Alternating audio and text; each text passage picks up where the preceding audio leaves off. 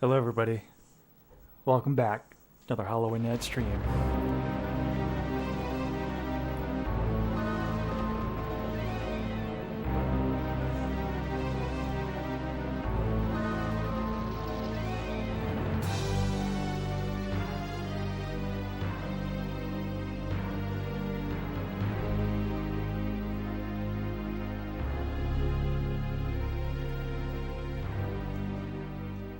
Sorry I was running late, got stuck in on the road taking care of some business, but back now.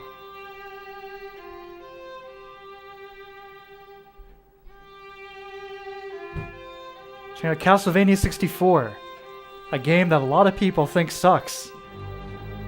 What do I think? I think it's actually pretty good. Is it on the level of something like Symphony of the Night? No. It's almost kind of like an evolutionary offshoot, you know? Castlevania went one way with Symphony, and that set the pattern, the formula. And this was kind of like an evolutionary dead end, but I think this game is pretty sweet. I think it has its qualities. Its atmosphere being probably the number one.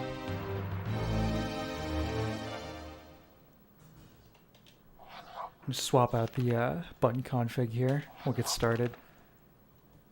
So this should look a little sharper than a regular N64, because this is my brand new RGB modded N64 with D-Blur.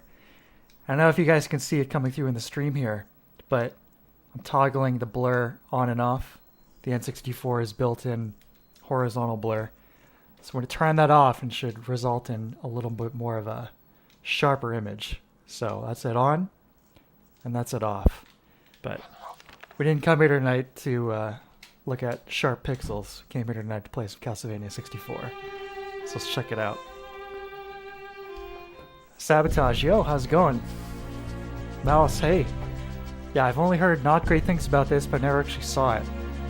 Well, this will be an opportunity for you to see for yourself and decide. I think this game has a great soundtrack. It's definitely more understated than most Castlevania games, but some really cool songs in this one. It also has 2 playable characters, multiple endings. And there was a revised version which came out about a year later of this game, which adds 2 more playable characters, more levels, mixes some stuff up, but that's not this version. So you can play as Reinhardt, which is basically your standard Belmont boy. He's got his whip, all the sub-weapons. And there's Carrie, who is more of like a caster. The game's quite a bit easier with her. She's got her projectile. But we gotta stick with the Belmont.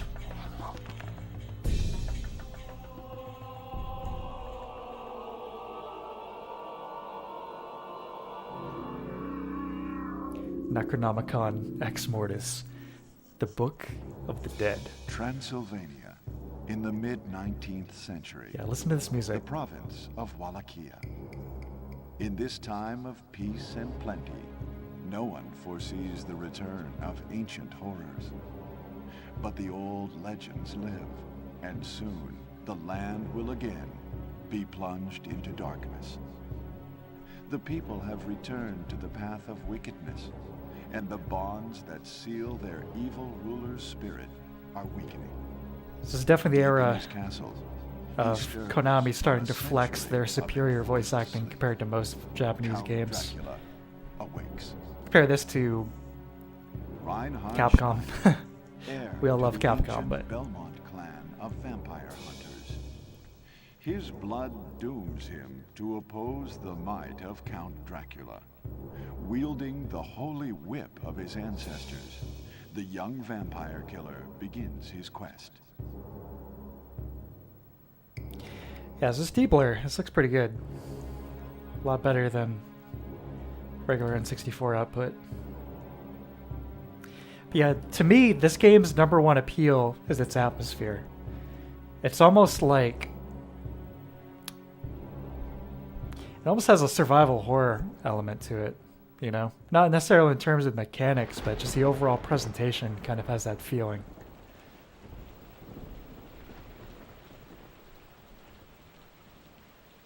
Courage.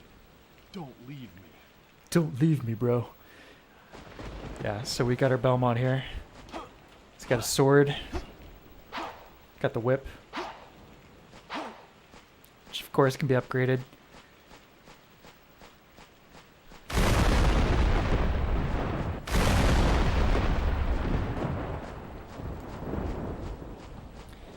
Yeah, this game... So like back in the day, it was kind of interesting because I remember game magazines talking about this because this came out at least 2 years, at least a year and a half, maybe 2 years after Symphony of the Night. And I remember reading in magazines because they were so hyped about 3D graphics just in general. You know, kind of shitting on Symphony of the Night. Like, no one wants to play those old pixely graphics anymore. We want that 3D stuff. Castlevania on N64 is going to blow it away.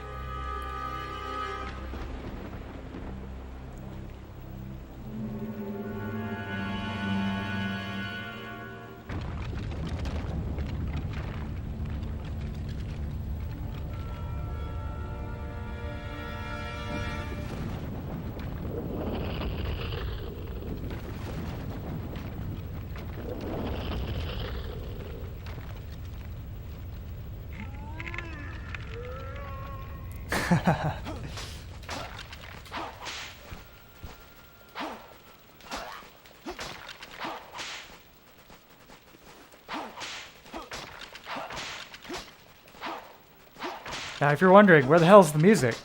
Well, this is the Forest of Silence. It's the only stage in the game with no music. And I think it's appropriate. It just kind of helps establish a bit of a foreboding atmosphere. I think that's probably what they're going for. And one of the changes in the revised version they released is adding a track to this stage. Oh, and hey, welcome. I think the biggest sins of Castlevania 64 were not having graphics equivalent to the gorgeous sprite work and movement fluidity. Mario 64 just completely changed everyone's understanding of 3D. This game, I think, probably would have been received better if it had actually been released on time. Because it was announced along with a lot of the other early N64 games, but I guess it had a bit of a development hell, so it got released a lot later. You know, didn't really have an opportunity to incorporate or establish stuff like Mario 64, but obviously Mario 64 is a far better game than this. But something I think probably would have helped this a lot would be Z targeting, like Ocarina of Time.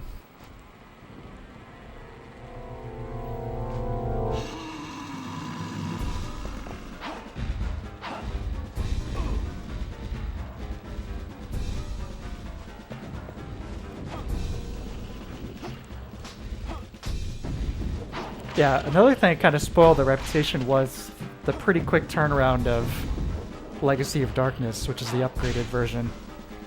You know, within a year. I didn't know about it for a couple years. I guess I missed it being released. I missed it being announced. So it wasn't burned too bad. But I imagine some people buying this and then less than a year or less than a year later getting pretty pissed off that like the supposed full version of the game dropped. But I said they have their differences.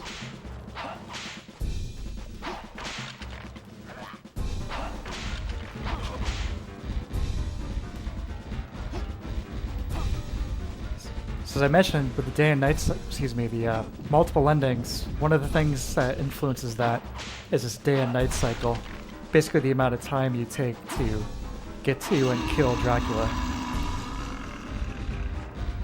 Let's check this out. Oh, I thought this was sweet. So he bails.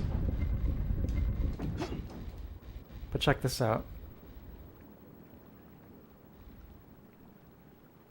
See him just hiding down there in the foggy river, just watching you.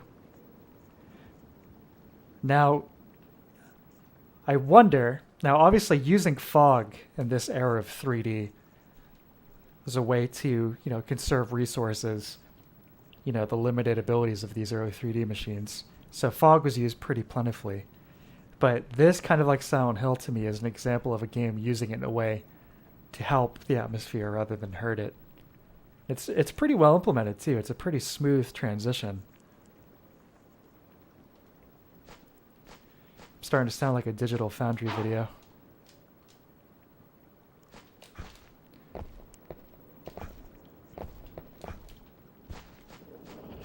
I love those guys. John Linneman, the MVP.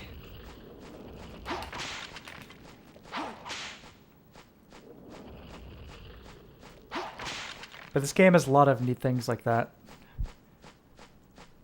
Just mysterious little arcane weird things that I'm a big fan of.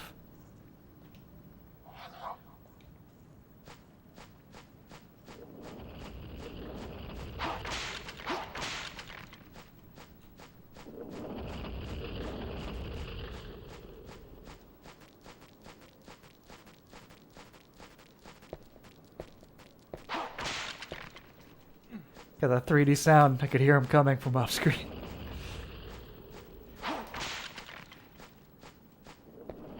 So let me explain what exactly I was doing on the road and why I was quite a bit late tonight, which again, sorry about that. But I was picking up a huge Xbox 360 lot on Craigslist. I've had my share of Xboxes over the years, but I haven't had a 360 in quite a few. And there are a few games that I've been wanting to play on there, as well as original Xbox games. So I was looking online, looking at different options, pre-modded systems and all that. So I'm gonna mod the 360, but on my local Craigslist I found somebody selling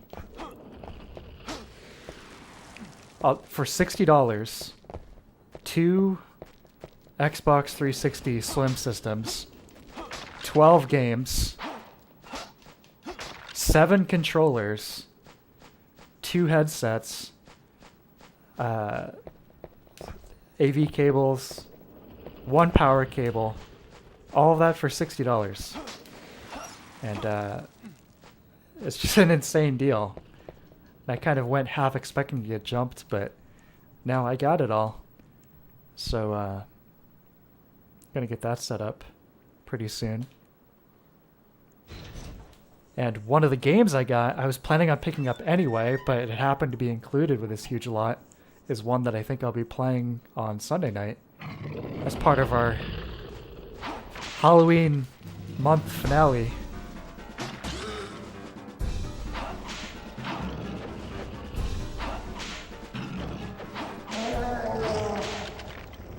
This guy's death animation. It's like getting sent on fire as he goes back to hell. How awesome is that? He's not as awesome as these jumping skeletons. Let's go.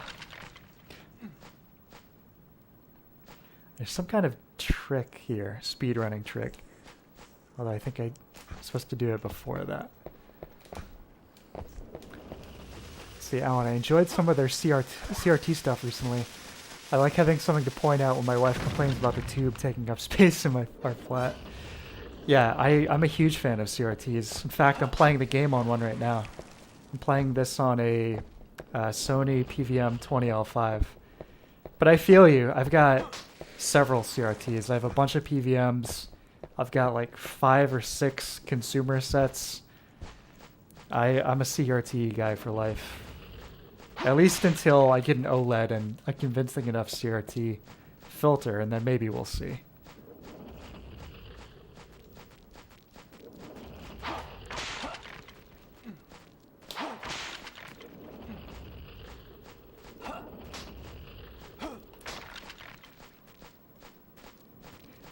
I love all of Reinhardt's little grunts here. He like picks up the items on the ground. It's like the sound you make when you're like eating some really tasty food. Damn, that's good.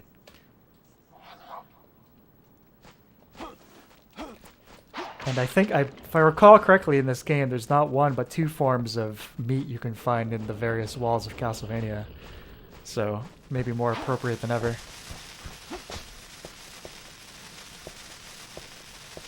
suicide bomber Skelly.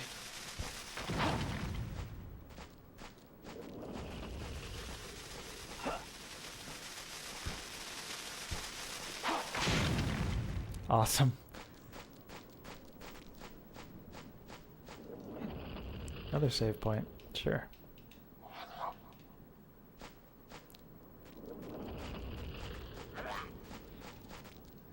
Dead. Could it be someone from the village? Yeah, some dead villagers.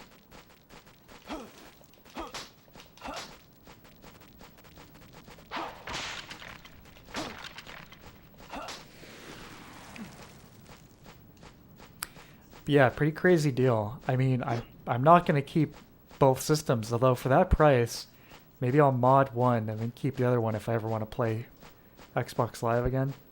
But honestly, what are the odds of me playing Xbox Live again? I don't know. We'll see. I mean, even if I were to keep 4 controllers in one system and sell off the rest, I'd probably still turn a profit. I'm very thankful for the guy selling me all that stuff for $60, but it's definitely worth a lot more than that. That is assuming the stuff actually works. I haven't actually tried it. I want to save that for tomorrow because I wanted to get to the stream because I was already so late. But if you're gonna rip somebody off, you know, you can rip me off for a lot more than $60. So we'll see.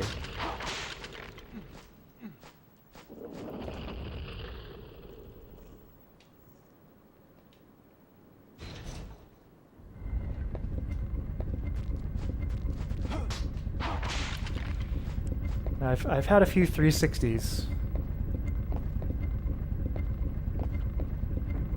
over the years. In fact, I had one before they were released in American stores because Mountain Dew had a contest, or PepsiCo had a contest, I should say, called Every 10 Minutes. Yeah, that jump is a little finicky. Yeah, they had a contest. Every 10 minutes, they were doing a drawing to win a Xbox 360 in a couple games. And my mom was working at an insurance company at the time, so I had already collected a few bottle caps, but I went to her work, and I went into the break room, and I asked, you know, would you guys mind if I took all these bottle caps? And they said, you know, oh no, not at all. And the way the drawing worked was you could enter as many codes into a single drawing as you wanted, but you could only use each code once. So, you know, that's fine. So I bet it all on one drawing earlier in the day, and this was still pretty early. So it was still about like, you know, the odds were about probably 3,000 to 1. Obviously, you know, not great odds, but lower than it got later on once more people started entering. So I entered 69, that's right, 69 codes into this drawing, and I won. I won an Xbox 360. And I got a few games. I also bought Perfect Dark Zero, because that was, some games are available for sale before the system was, officially. So I was playing that online along with other people who had the system before it came out officially. Which is pretty cool. And of course, must be this poison water. Of course, that system later red ringed, and I bought several more 360s over the years, but yeah. Now, I'll say one of the flaws of this game, as we just saw, is definitely the platforming. It can be a little shitty in parts due to both the kind of somewhat loose controls as well as the camera. It's kind of hard to gauge this jump here. We got it. Oh! Shit! Yeah, you gotta be careful.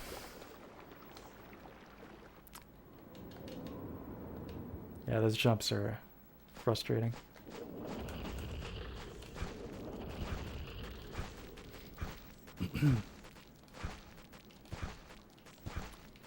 Yeah, VIP Yeah, I was playing, yeah, Perfect Dark Zero, Madden '06, which is one of the buggiest games. Madden '06 on the 360 is one of the buggiest games I've ever played in my life. It's just absurd.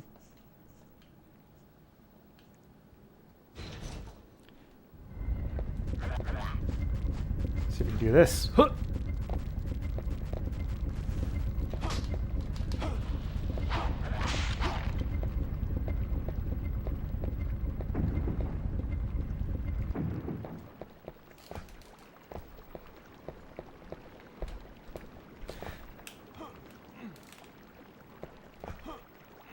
Yeah, be very gentle with the control stick. Yo! Yeah, that's why. It goes flying. Alright, I got this. See, this is... These sections are mercifully infrequent. These kinds of platforming sections. They don't have you doing too much of it. But this one is definitely a pain in the ass.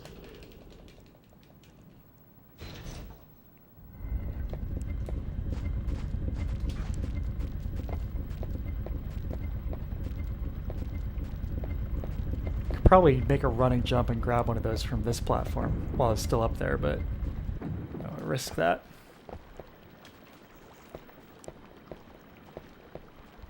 The camera is also kind of a problem here.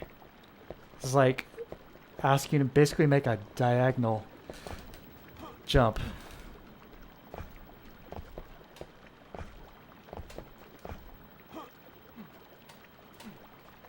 So what you want to do is basically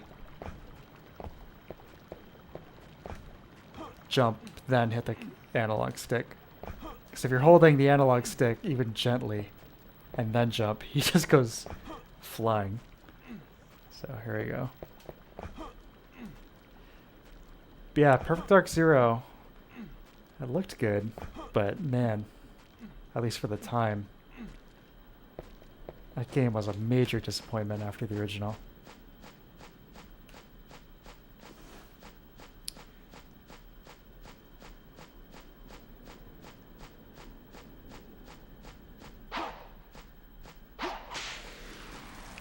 Anyway, back to Castlevania. Definitely saved, so you have to do that bogus jump again.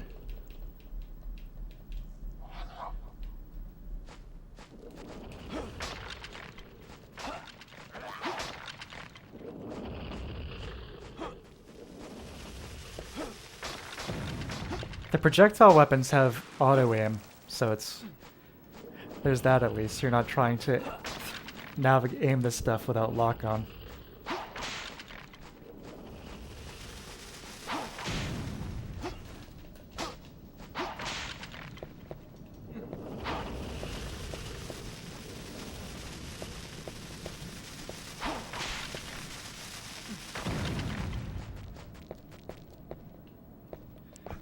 Mausoleum.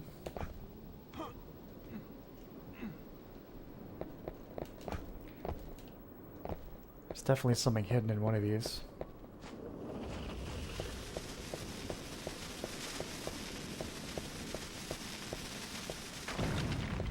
A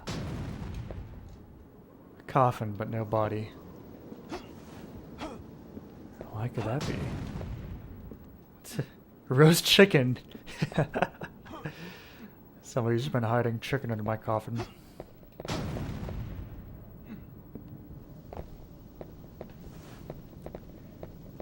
It's a Goldilocks situation.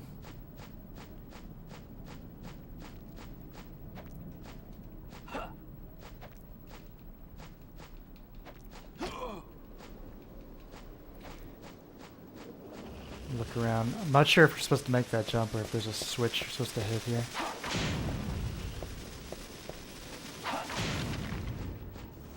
Might be. Yeah. Let's see. Must be. That's the only way to go. Wow, they must really love that bird. Bury me in the garden. The chicken gets the coffin. Yeah, I guess we gotta make this jump. Oh, that skeleton! Oh. Gotcha.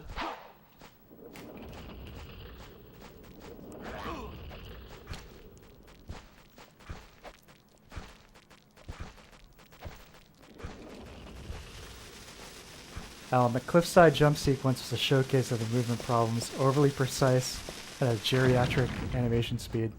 Yeah, I agree, absolutely. General movement ain't so bad. Also agree.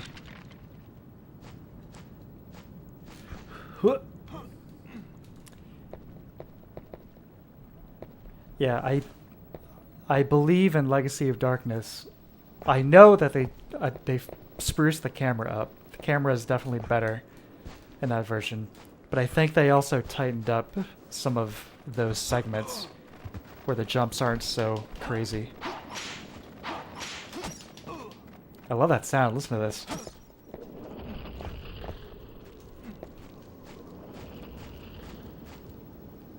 Root. In all lowercase.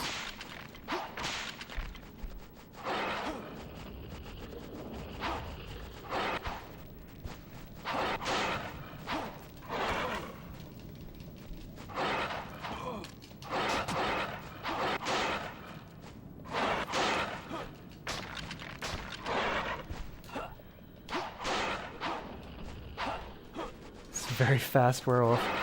Not as crazy as the one we were finding the other night with Simon, though. The one who was throwing numbers at us.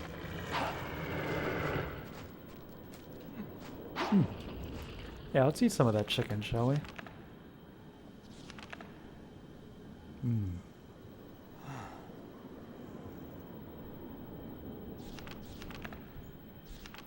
Yeah, the time and day thing, night and day. In addition to the endings, oh, there was some chicken hidden in the statue. The lady who blesses and restores. There are events that only happen at night and events that only happen in the day as well. Again, some of which can affect the endings. But just NPCs you can run into. There's some really cool mechanics in here.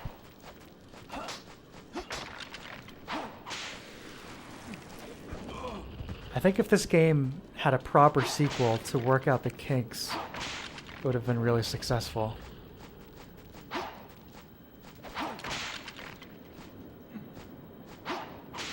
But, so they kind of dropped this whole gameplay formula with everyone's faces in agony and pain. Let's see if we can see that.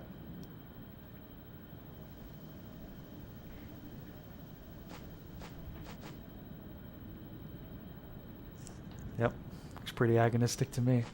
What was I just saying? Yeah, this is kind of dropped this model. There are the PS2 Castlevania games, 3D games, which I haven't played. I've seen a little bit of, haven't played them, but from what I understand, they're pretty different to this one. More of like a Devil May Cry formula.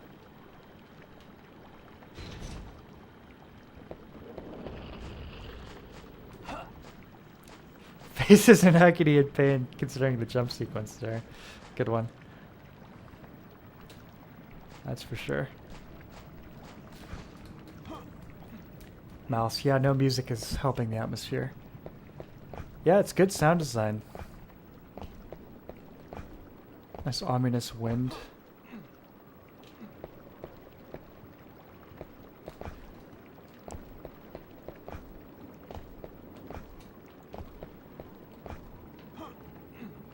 N64 controller.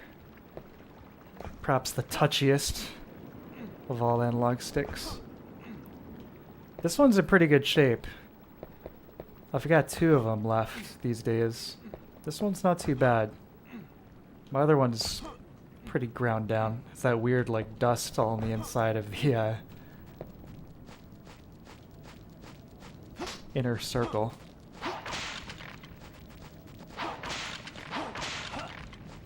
Enemies seem to be stronger at night. More HP, I think.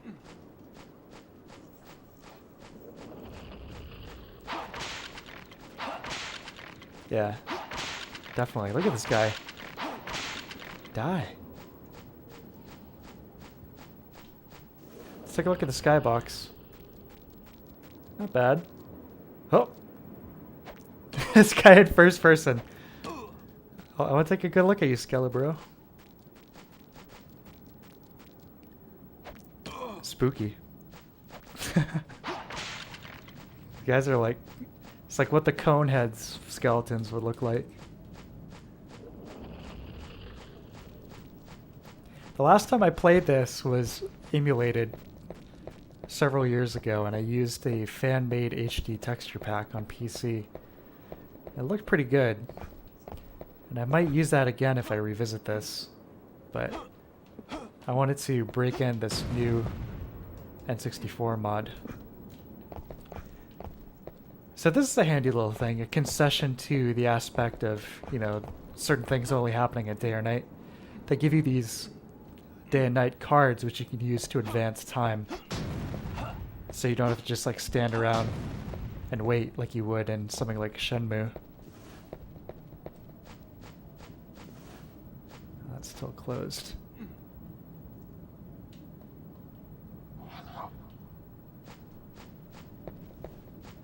Let's see now.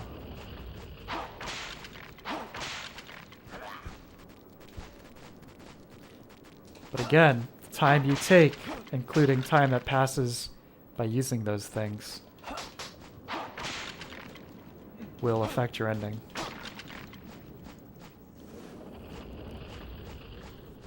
Let's see here. Just came through here.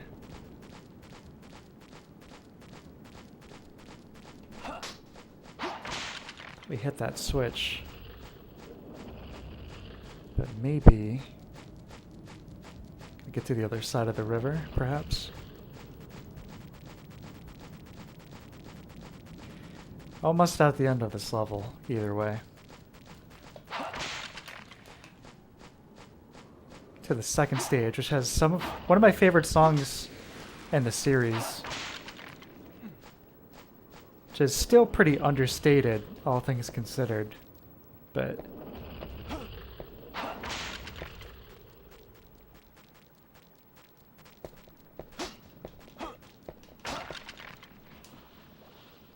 let's see, we hit that switch, didn't we?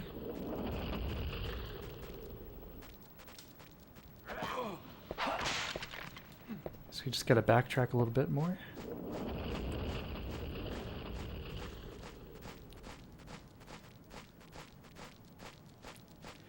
In a way, this kind of reminds me of Simon's Quest. I wonder if they were thinking about that in the design process for this one. The day and night cycles, certain other elements.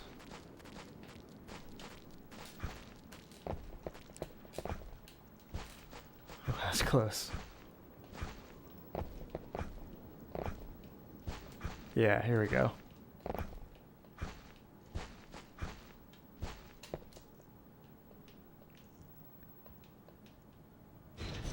So another gaming news. I'm not sure how I feel about this. I'll get your guys' opinions.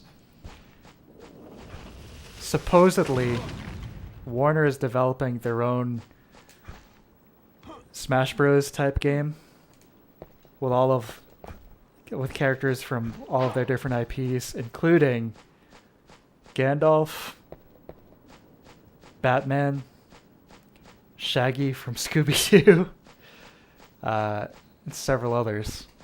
That just sounds ludicrous to me. I mean, that sounds like an April Fool's joke, but these days, who knows?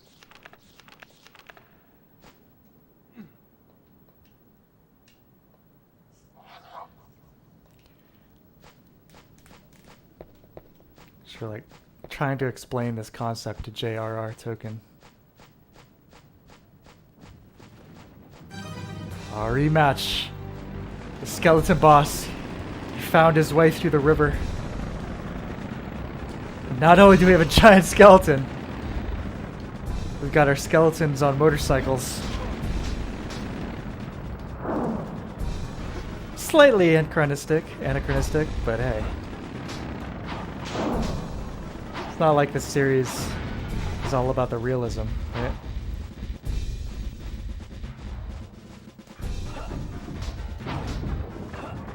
Yeah, but a pretty cool boss. Right difficulty. Actually, like tearing his arms off as we fight him.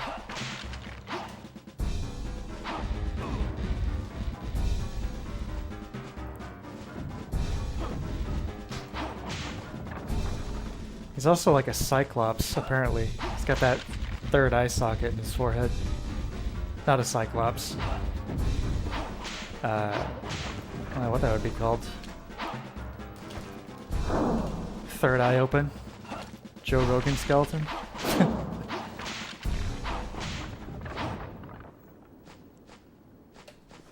There we go. Pwned him. Oh, I didn't want the knife. Shit.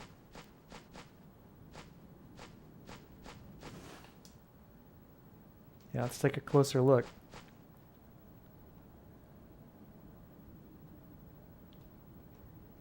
Yeah, cool guy. Mouse, I better see Bugs Bunny and Animaniacs. Hell yeah. They should work like ice climbers, the Animaniacs.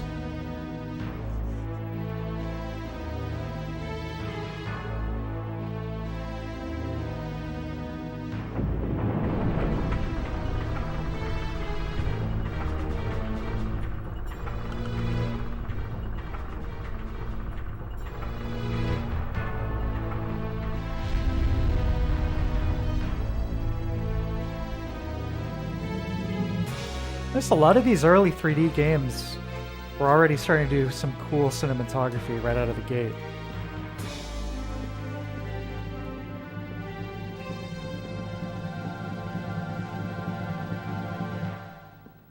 You know, this game, one of its positives would be like pretty well realized and executed cutscenes.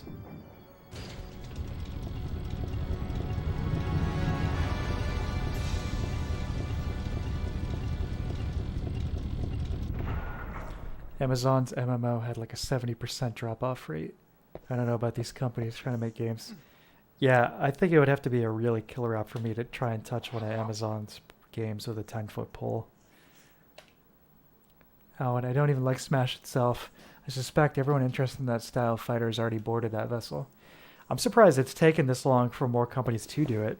I mean, there was that Sony All-Stars game. And then there was the Nickelodeon fighter relatively recently. But I'm surprised there hasn't been more of them. I mean, I guess there's a few. There's like a few Japanese exclusive ones, I think. But yes, this is stage 2. Still has some platforming, but dials that back. I think overall a much stronger stage than the first one. But yeah, I really like the soundtrack. That boss fight music's that's alright, but pretty much every other piece in this game is really cool.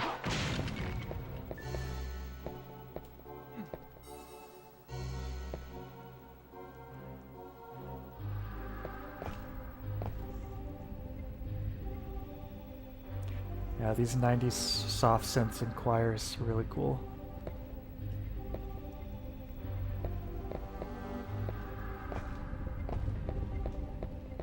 Also, check out the lighting.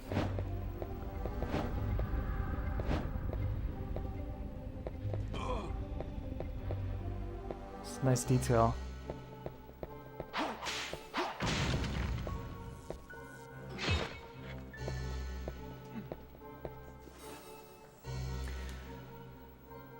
Mouse, okay, now the game be real just to see that. I mean, I think they should go for it. Oh, and I would argue that Marvel vs. Capcom and Tekken vs. Street Fighter are all stars. Smash Bros. Is more like a carnival. I mean more like just like the specific like gameplay formula. You know, where it's 4 fighters in a big stage, a lot of, you know, jumping around, you know, defeating each other by, you know, knocking each other off into the abyss.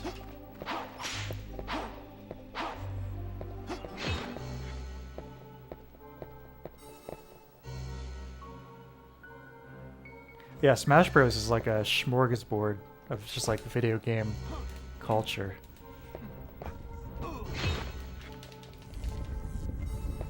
Ouch.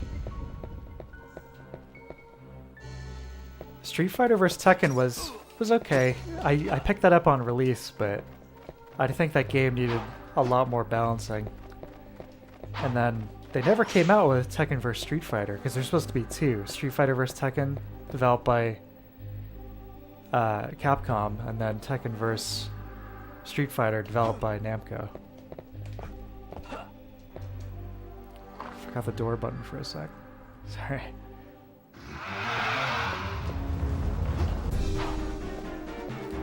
First Castlevania classic boss here.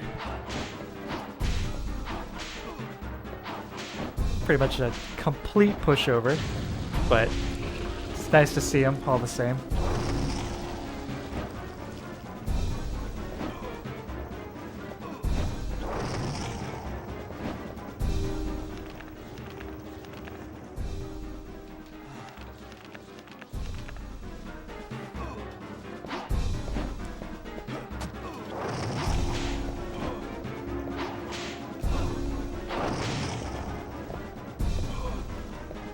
Damn.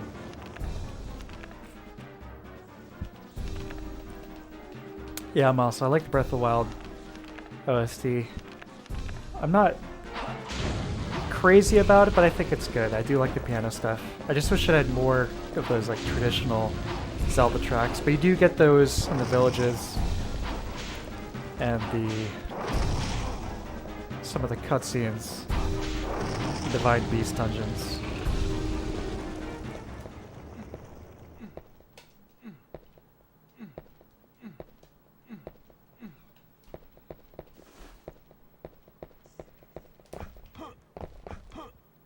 The name scheme was very stupid.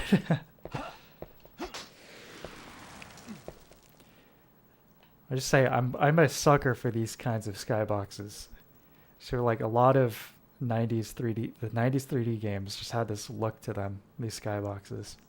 Very over exaggerated, but necessary to do so because you don't have enough color or enough texture space to do like really fine gradients.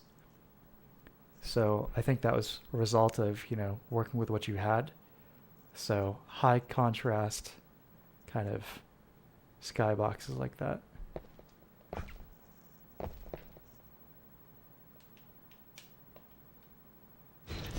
But you think of like GoldenEye, you know, it's a game set in reality basically. But you look up at the sky at most of the levels, you know, and it's like you're in hell or something.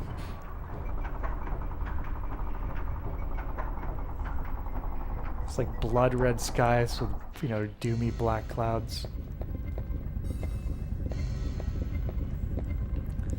Hound would make a good watch style. Yeah, inky marbling. That's a good way to describe it.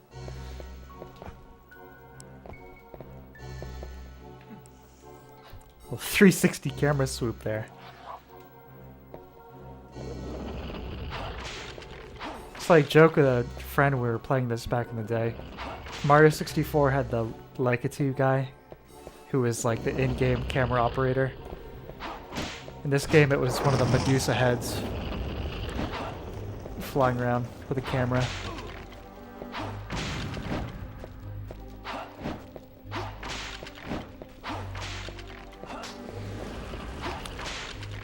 Yeah, I played this one with Kev, aka Kevy Metal, who's popped in a few times on these streams. It's definitely one we got into together.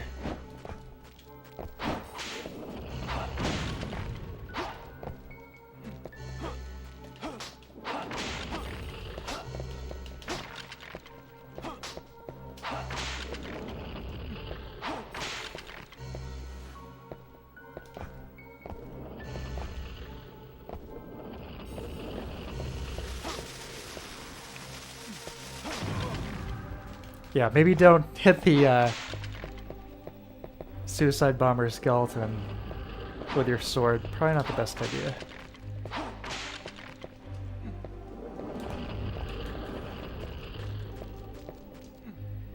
Yeah, carry only sand and gravel in these bags. Carry, the other playable character, instead of the whip, she shoots projectiles like magic. I think in terms of the lore, she's supposed to be a descendant of Sypha from Castlevania 3, although I think that's probably been absolutely retconned to hell, considering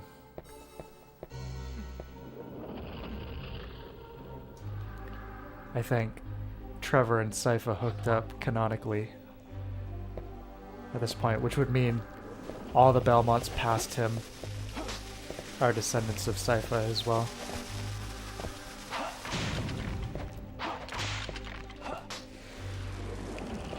Okay, so we've gone up one tower and go up the other.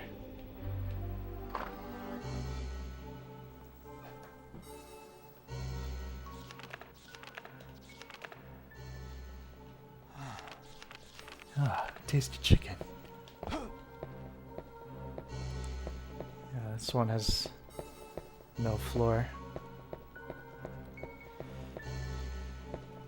Yeah, getting back to the skybox is to kind of elaborate on that overall aesthetic. Similar with Mario 64, it's a lot of those games, especially stuff like, you know, the Bowser's Road levels before you fight Bowser.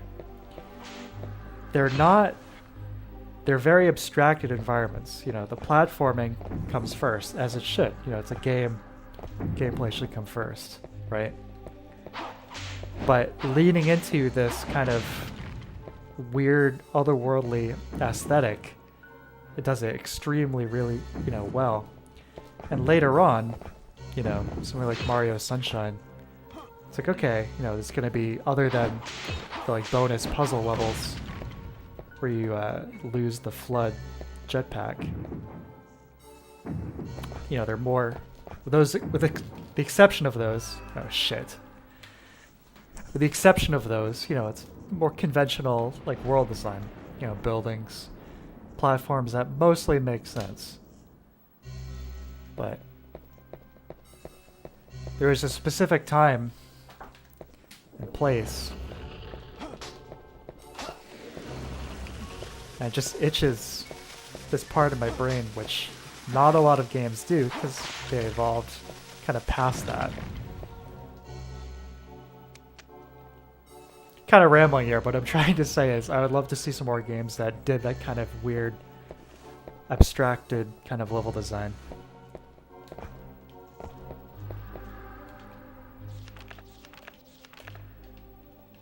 Combining with those kind of otherworldly visuals.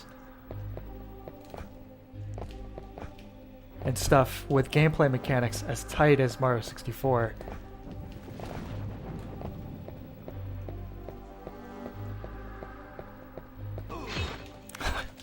It caught me off guard. At least our first Medusa head, other than our camera operator.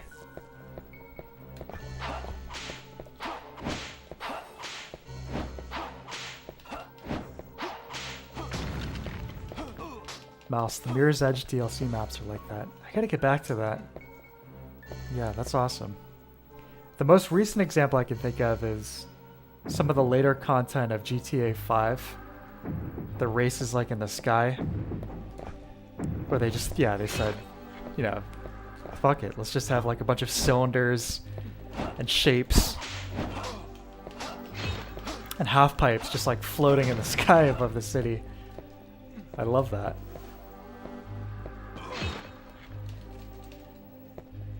I am kind of surprised those aren't an instant death. Oh shit. There we go again. I'm glad they're not, but...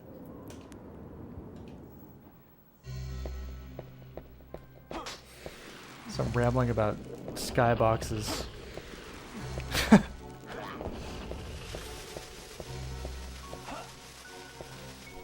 Focus focus on the platforming. Hot Wheels game. Yeah, exactly. Oh, I love that stuff.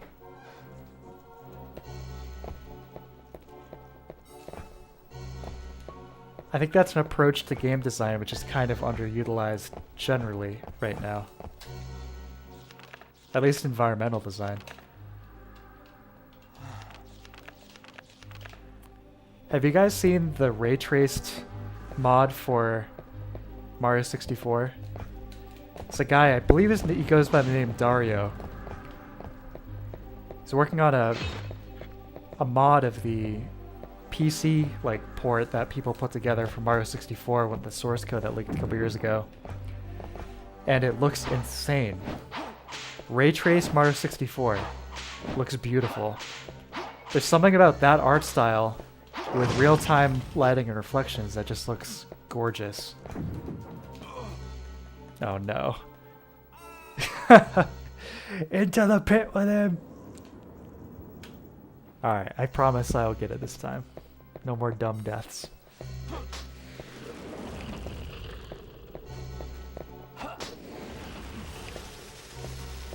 Mario and Unreal. Mario, if you real.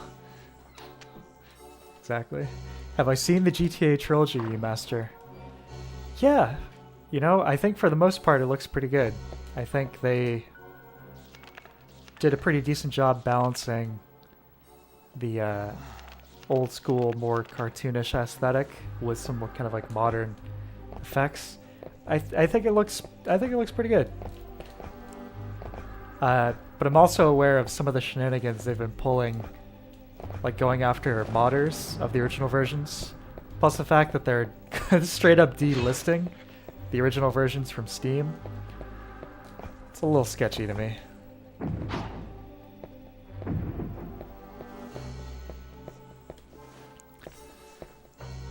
John Seaster Day. Hey, how's it going? I've heard that the other N64 Castlevania game was what they had intended the first Castlevania 64 game to be. Yeah, pretty much. Yeah, this is almost like it's almost like this is like a beta version of Legacy of Darkness. You know, the game was originally supposed to have 4 characters, which this version only has 2, but Legacy of Darkness has the 4. Some additional stages, more refined camera. There are a few changes they made, I would say maybe are for the worse, but yeah, if you were gonna just buy one of these games, you probably want to buy Legacy of Darkness. Mouse, really? I think it looks really, really poor. I said I just watched it once. I'm not... I don't know. I'll have to... Oh my god. No, Reinhardt! I keep looking at the chat instead of the platforms. I probably need to wait until I'm on solid ground before I do that. Alright, here we go. Full gamer mode. I'm gonna rush up this tower. Here we go.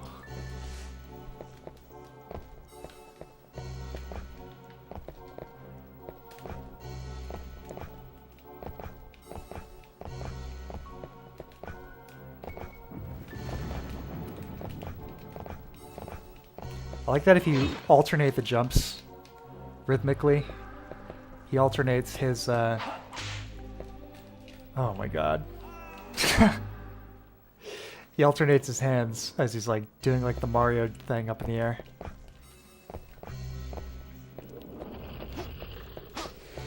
Alright, this is just embarrassing. Look at this tower. Namco did that with Dark Souls Prepare to Die. Yeah, that is a very shitty move on their part. Very uncool. I mean, I still bought the remaster, so I guess I shouldn't complain too much. But what amounted to basically a patch to sell Dark Souls Remastered for $10 more than the original PC port that was broken on release cost, that took a fan mod and patch to get running correctly. Pretty audacious.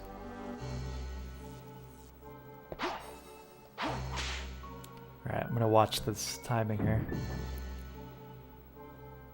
Looks like I give you a lot of leeway.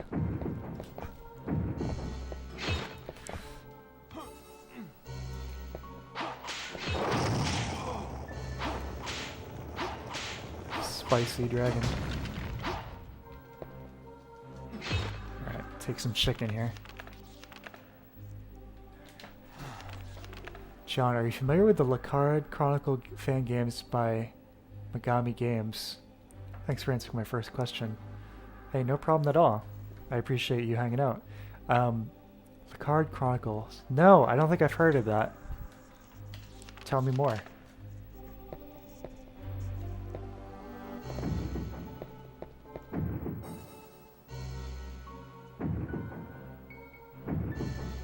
Okay. First one spins twice, and then they both spin?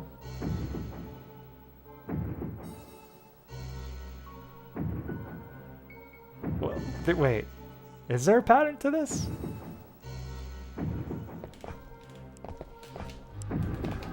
I don't think so. Just went for it, but it looks like we're good.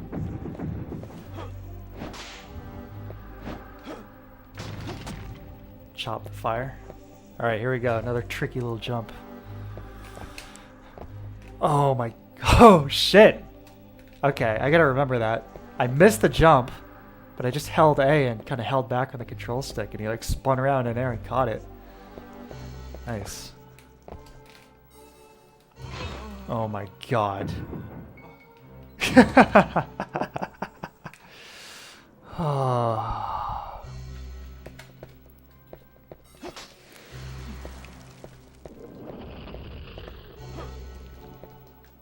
It's probably, of course, the most trouble I've ever had with this stage. This, of course, is happening while I'm streaming it, but what can you do?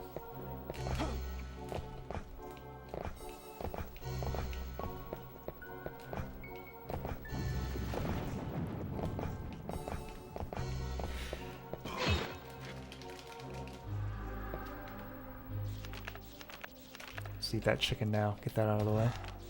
Aneurysm bait sequence. Yeah. I'm already getting a headache.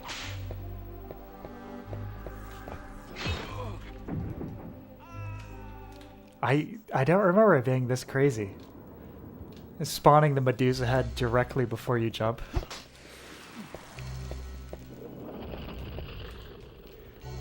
So my opinion of this game is starting to change a little bit from the beginning of this playthrough.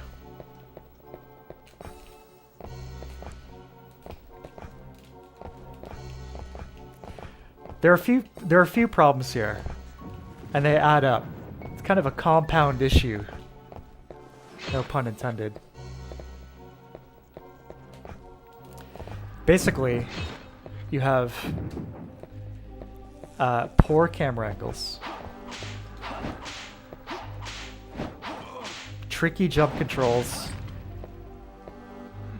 inconsistent traps. To top it all off, playing a 3D game at 240p just like makes gauging distance and all that a bit harder. Eat some more chicken. Ah.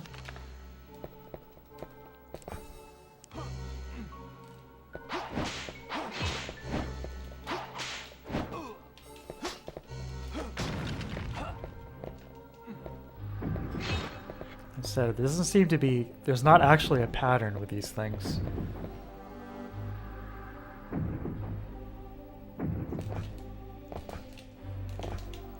So you just gotta make a break for it.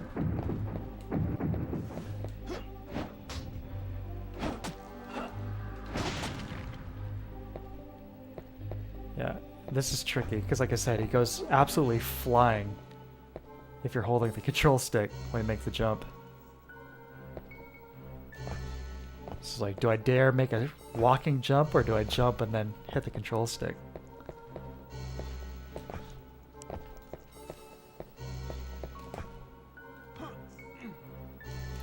It's like, do not do not release A while you're in the air.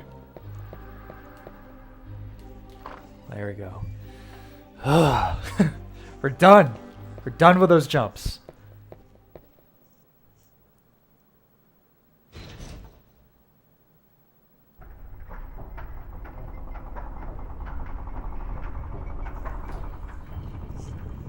Take a sip of water while we watch this little cutscene.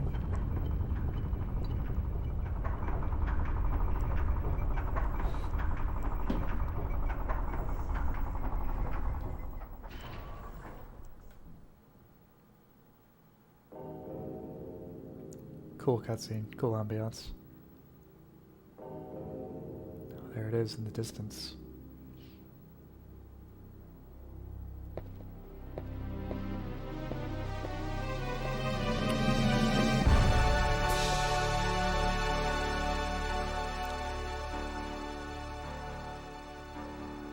Nice.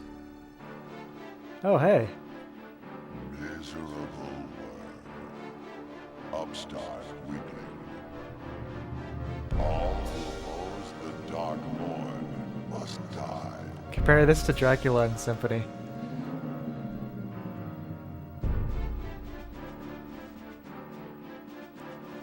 Come, meet your doom.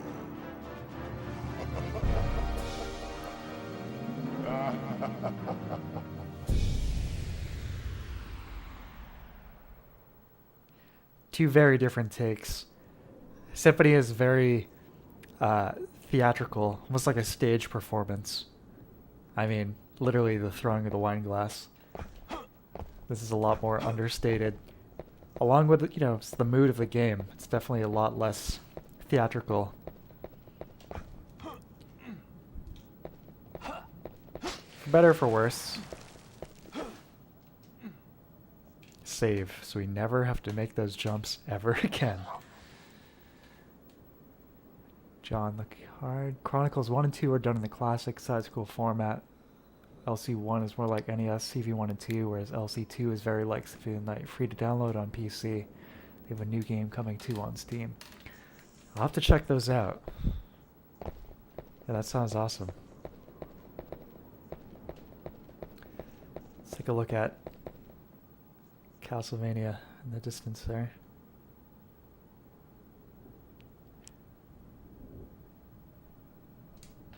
Awesome.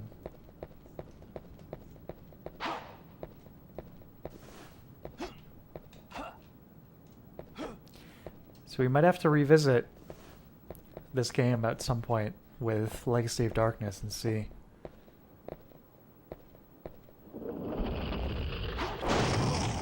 It's like, see just how better the controls or camera are.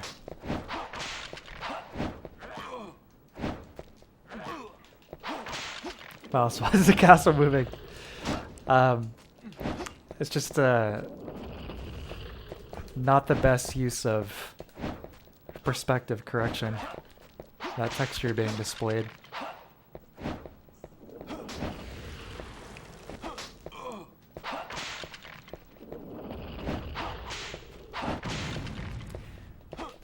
Now, the next stage in the game is, in my opinion, the best one for several reasons.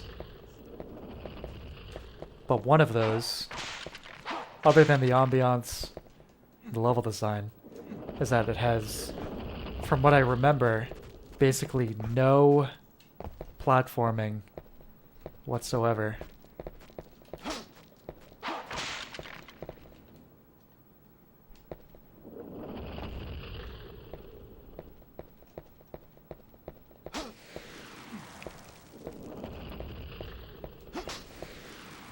Yeah, there's stage 2. Refill your health for your troubles. Yeah, this next stage is definitely the best. It almost becomes almost like a miniature Resident Evil section. Plus we start meeting some NPCs. Has some really cool music inside the next manor.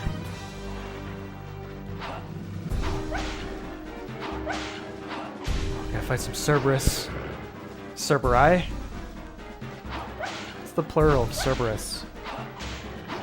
It's a proper noun, so it's probably Cerberuses.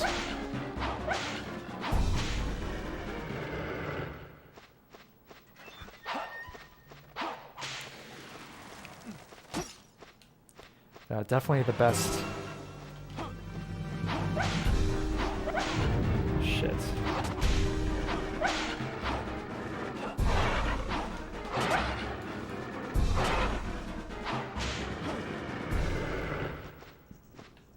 This is an interesting little set piece. Check this out. So we just fought a few of these dogs.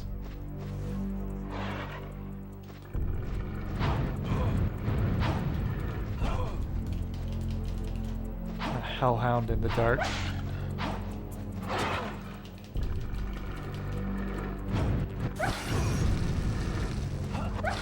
Fight fire with fire.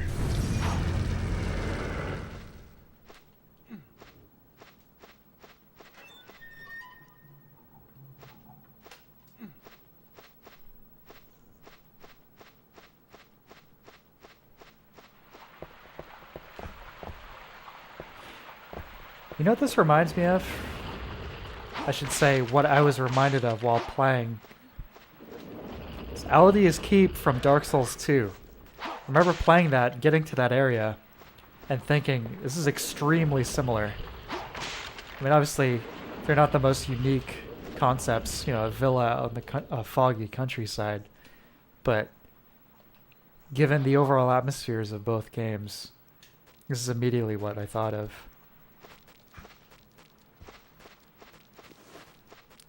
See, there'd be the dark mask hidden in a little wooden outhouse right about here.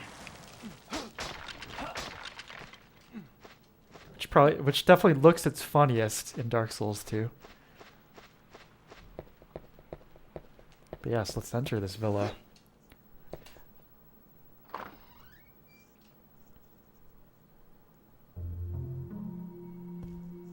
Yeah. Best area for sure. Best looking, sounding. Some really cool stuff goes down. If you're gonna hang out in the stream and watch one area of this game, I would definitely recommend it be this one.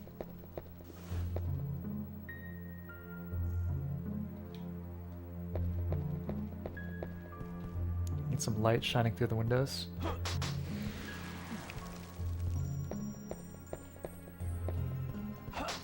Again, another understated piece of music here on the soundtrack, but appropriate.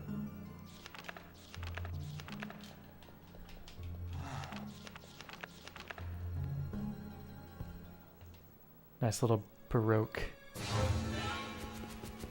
harpsichord there.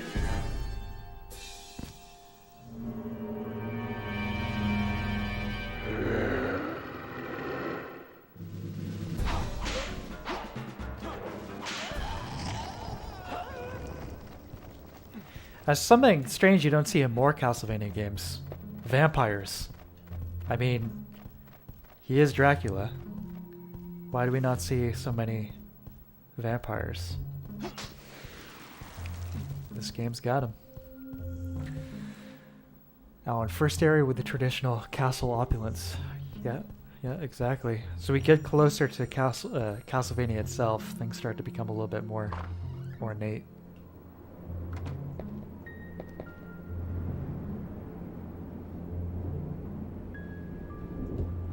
It's a really nice sound here.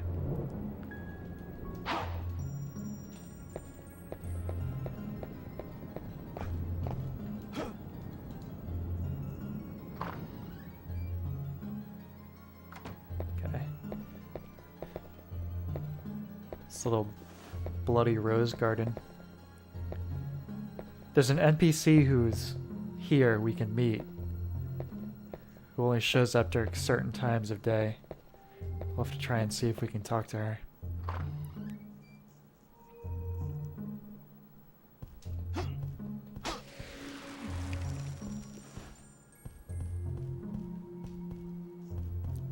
Look at some portraits.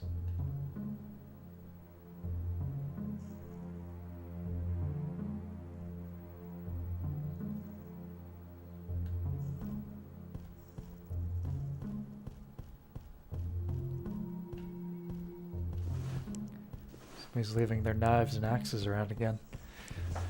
John, good point. Thank you. Stoker's novel is all about Dracula making more vampires. You a fan of the novel? Absolutely. My favorite... It's hard to say because there have been so many great adaptations of the book. But my favorite would either be Werner Herzog's Nosferatu remake, as well as the first Hammer Dracula movie, Christopher Lee. And then, of course, Bela Lugosi's, with special shout out to the original Nosferatu as well. But yes, I do love the book. Purifying.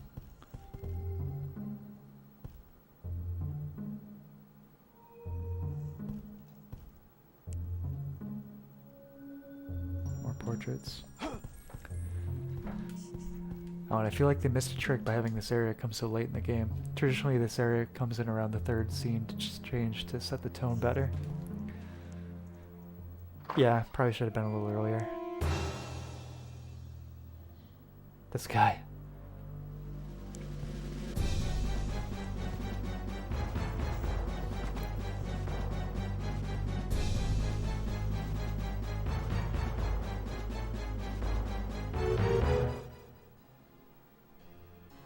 This guy's got a great theme.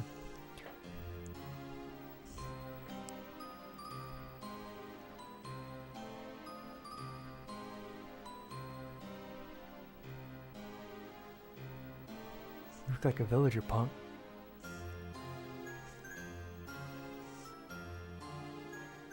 I'm Reinhard Schneider. I've come to destroy Dracula. Oh, I could have had a prologue if they were dead set on the forest sequence intro too. Yeah. Maybe have put the tower at the end of the forest and just like one tower, combine that into one stage. Hey Spoon, how's it going? Yeah, that is a great melody. Glad to see it, glad to have you here. Yeah, huge cross on the back. He's taking the vampires very seriously.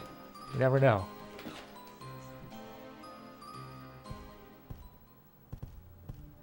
No, he's showing. He's got his whole kit. Look, he's got his little crucifix, his big crucifix. He's got his vampire hunting kit. Looks like... I never noticed that before. He's got the stakes. It looks like he's got some garlic hanging out the side of the bag as well. Ah yes, at dawn I spied a young woman in the garden. In the midst of this nest of foes, she was calmly tending the roses. More cool, unique artwork here. As we can see, too, another thing I hadn't noticed before. These like big scratch marks in these paintings. Maybe somebody becoming a vampire. Starting to freak out a little bit. Yeah, this whole area I love. So, okay. In game time, it's about 5:30. So... maybe around like 6 o'clock, 7 o'clock a.m. Go back, check out those roses.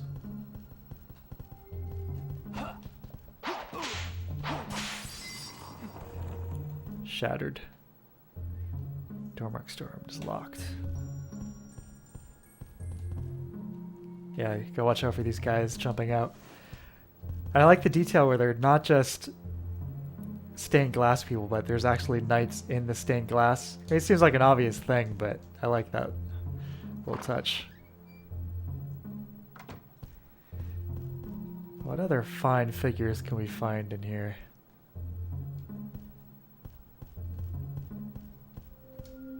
What the hell is that? Oh. A ghost. Shit, he's kind of kicking my ass.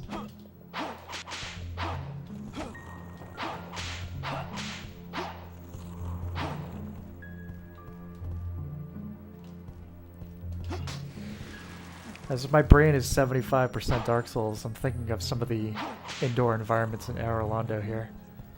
But you didn't get curtains blowing in the wind in Anor Londo.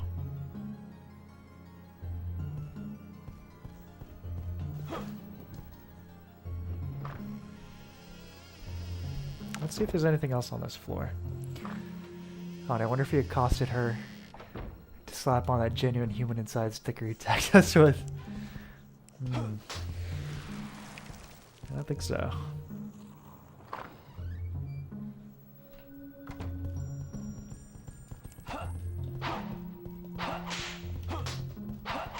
He's got eyes on the back of his head, you know, being two-dimensional and transparent and all.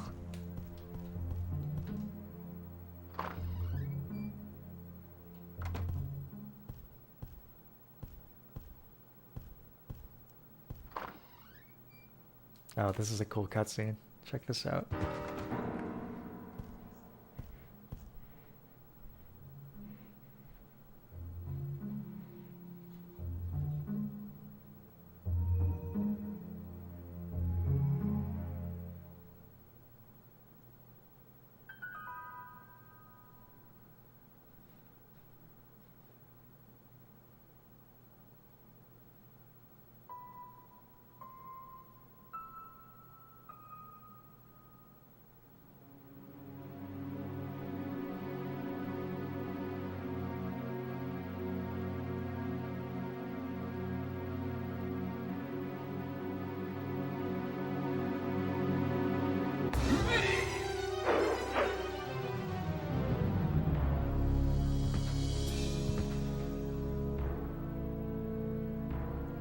Oh, this game, it leans into the horror a lot more than your average Castlevania game. I think that's one of its successes.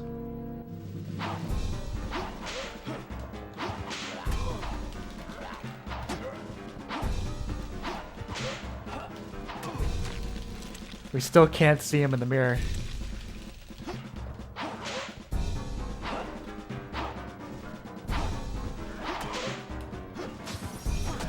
Can't break it though. I don't think so, punk.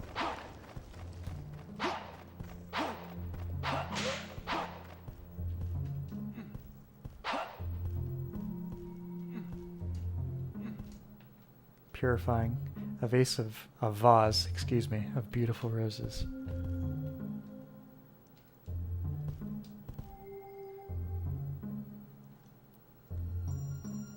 Yeah, more unique artwork in each of these rooms.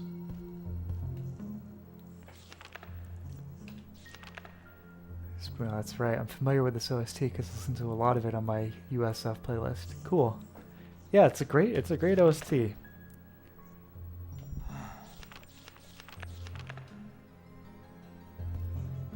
Oh, and having pathologic bum fight flashbacks. I haven't played that. Or are you talking about Condemned a few weeks ago? Archives.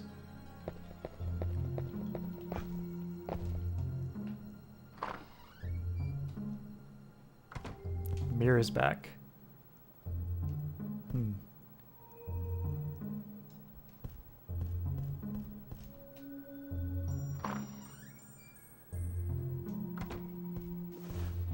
Let's see. In-game time.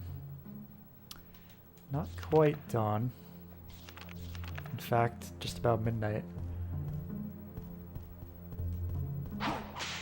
We'll see if we can loop around. Actually, what am I doing? Can't go through that door.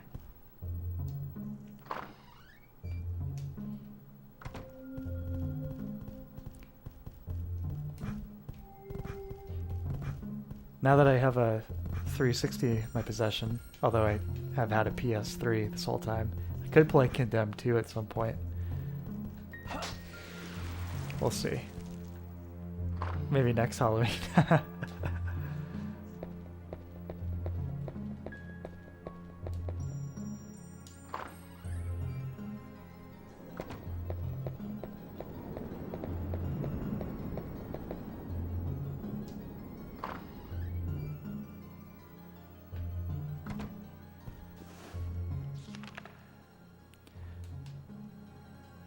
Look around some more.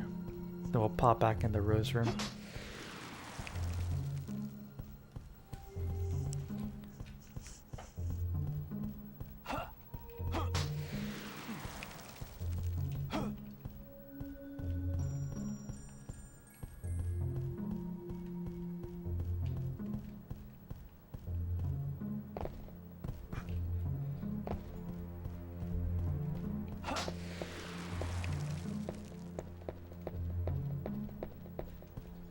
That door was locked, I believe. Yeah. Yeah, we'll head up back over to that rose room, just hang out, wait for the gardener to return.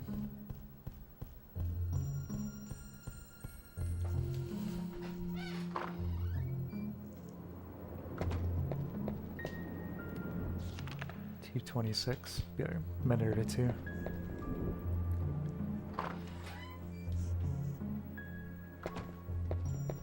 So Alan, you definitely should. Pathologic HT or Pathologic 2 combat is in the add texture and threat than as an enjoyable experience in and of itself. I see. You'd almost certainly enjoy it. Not many studios understand video games as a narrative medium like them. Oh, awesome, that sounds good. But here we are, just in time for the gardener.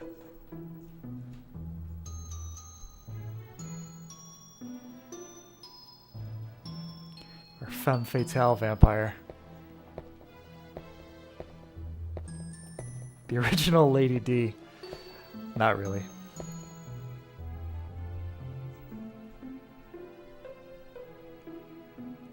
Who are you?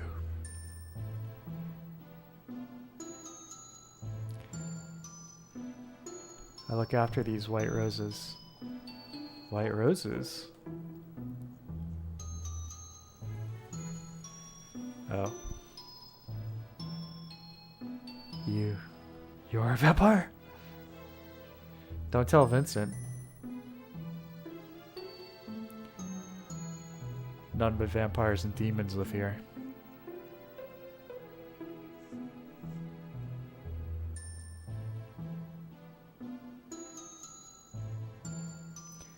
Never attack the weak. It's kind of a backhanded insult, isn't it, Reinhardt? Such sentimentality will cost your life. I forget I saw you flee now.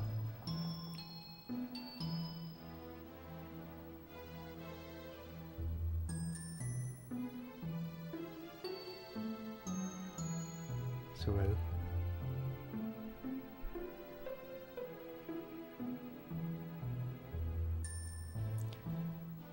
Previous adventurer took it. Was it the guy with like 40 crosses?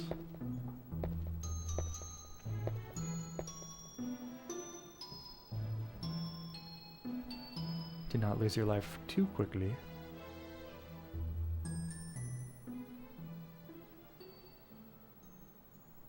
Goodbye, Rosa.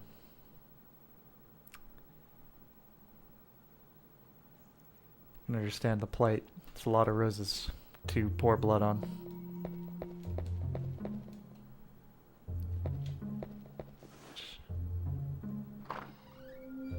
Alright, let's go talk to Mr. Vincent.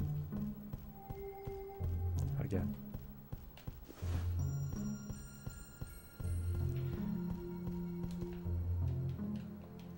I personally just bought, last weekend, several more plants for my place. I'm getting like full-on jungle vibe now. Nice as it gets colder.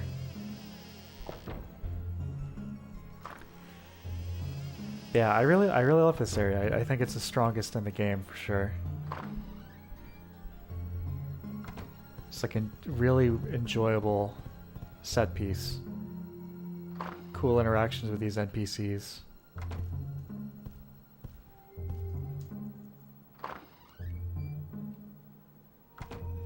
Good fights.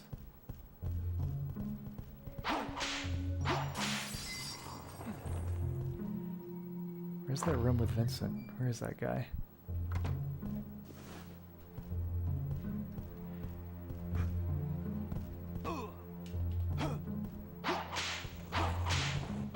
Heck yeah, Spoon. Yeah, I've got a lot of plants now.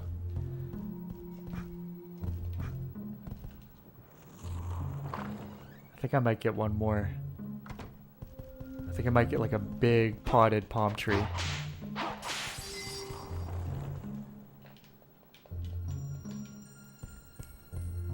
Where's this door? Oh, there he is. Key to the archives? Ah, that must be the key I found in the rose garden. Thank you. Hold on, I want to look at that portrait in there.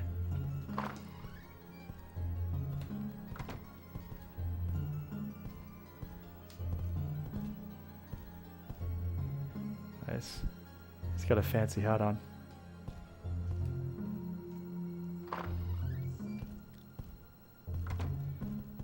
Storeroom. Right. Other side. John, what's the issue the angry video game nerd had with the explosives? I'm trying to recall. Yeah, you have to set the TNT, the Mandragoya. I think the problem is that you actually set that stuff down in the middle of the room, not on the crack, I think. There's something he wasn't doing right. He wasn't placing it in the right spot. There we go.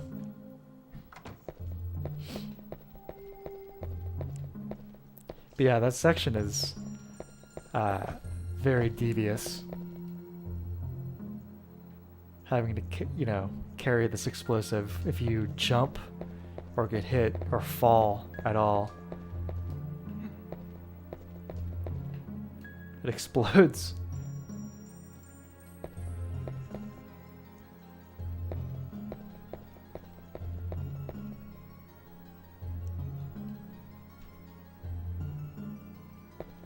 And more of these scratched up portraits. Pretty small archives for this place. But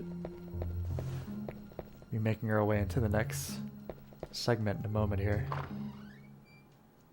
Not out of the villa yet, we just might be leaving the building itself.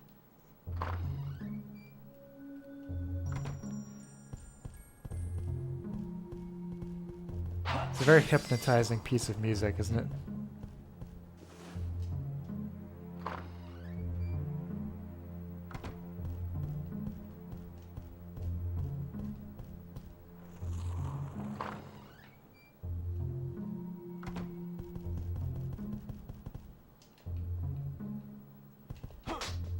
All right, first floor. First floor of the main hall.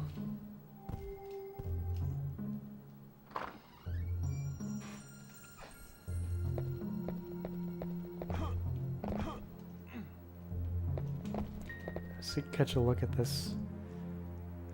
Nice. Forgot to look up here last time.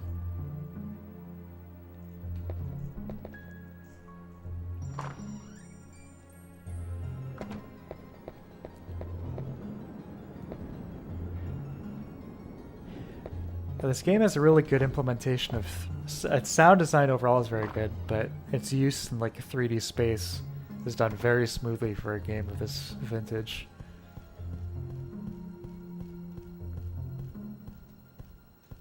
It's like pretty convincing 3D effect. Shit. What key did we just get? Garden key. Right. So outside we go.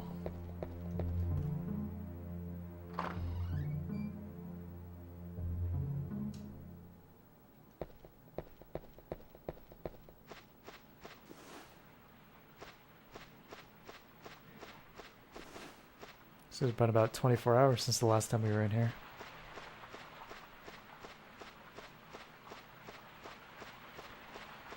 Might be on the other side of the building. We'll look around out here first. Can you fly, Bobby? See, I got this problem. Cops don't like me, so I don't like cops.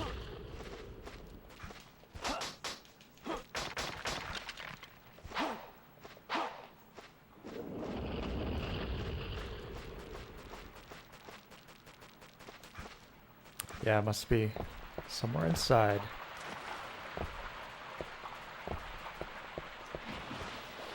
Somewhere inside the villa.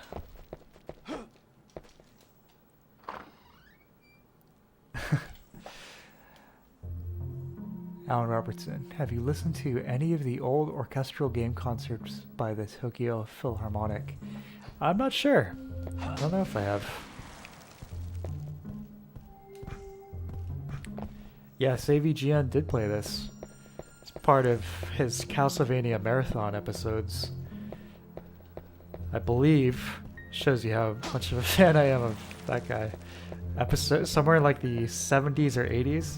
There's like a 4-part Castlevania series, and they're among the best videos he ever did.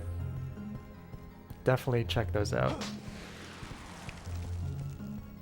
But spoiler alert, he was not a fan of this game.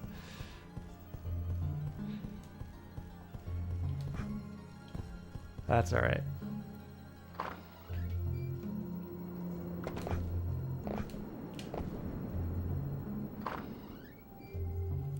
Yeah, we're gonna find the garden door. Or garden gate. Garden key. Opens maze garden gate. Yeah, it makes me feel like it's outside. So hopefully I'm not just running around in circles here.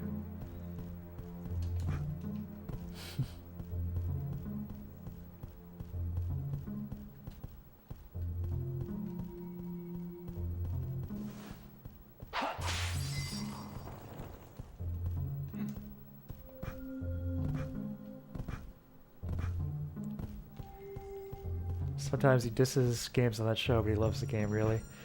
Yeah, I don't think that's the case for this one. Like, I know he loves Castlevania, especially Castlevania 4, but I think he genuinely disliked this one. Which is fine, it is a very divisive game.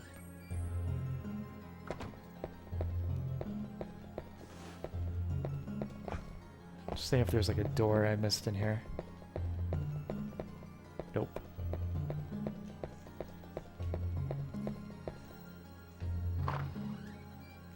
Yeah, so I mentioned this whole area is kind of like a quasi, like, miniature Resident Evil set.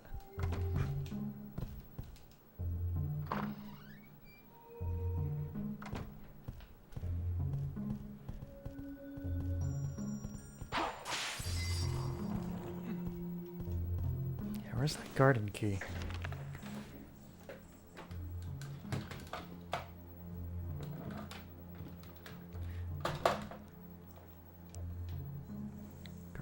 Garden key. Where are you?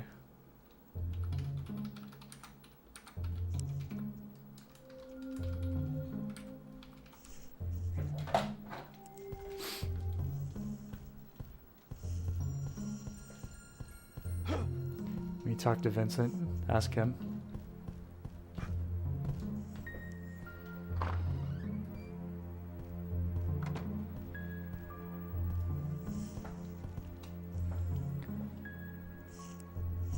Still talking about Rosa.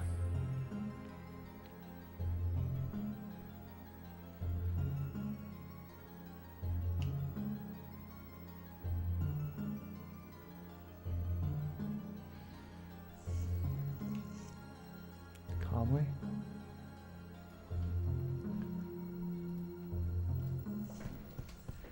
Where do we go, Vincent? Where's this garden key?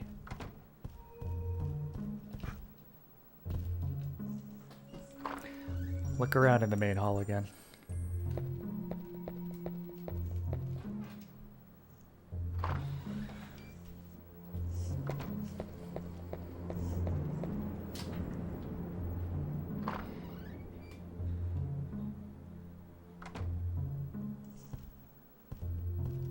Nice frame rate dip there.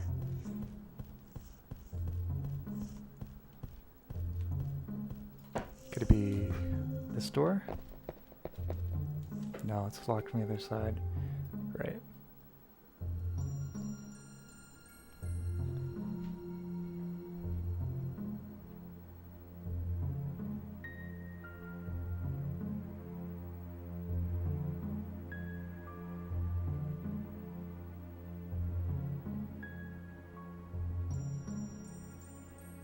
Okay. I don't want to keep running around here wasting your guys' time, so I just looked it up. And I know what I did. Where to go?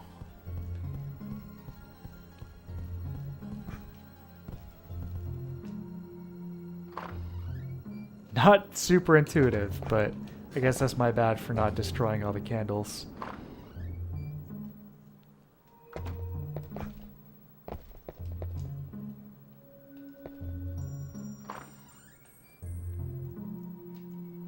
So my policy is, for this kind of thing, is generally don't use a walkthrough, don't look up the solution for something unless you're positively, absolutely stuck, have tried everything. But given that I'm streaming this, I don't think it's the best strategy necessarily.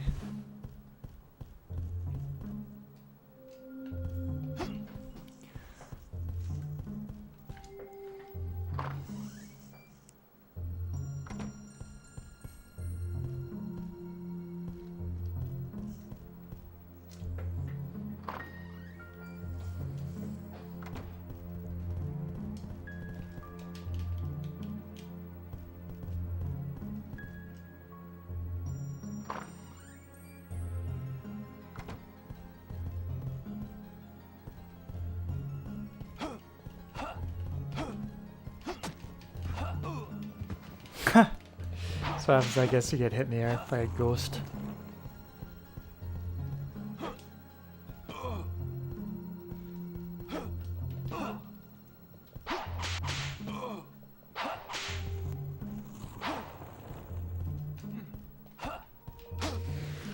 There's the key. Isn't that obvious?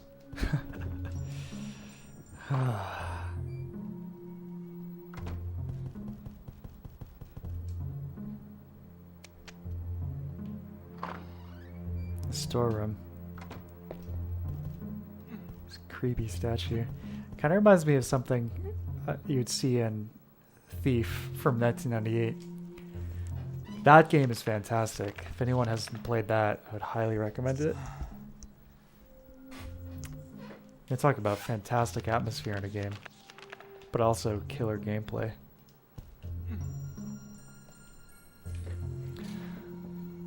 So that's a storeroom.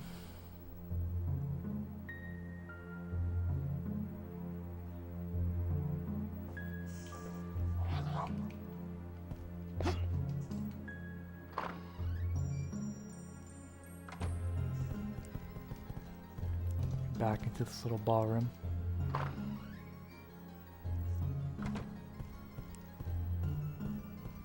And this door, which we previously haven't taken, just ran past.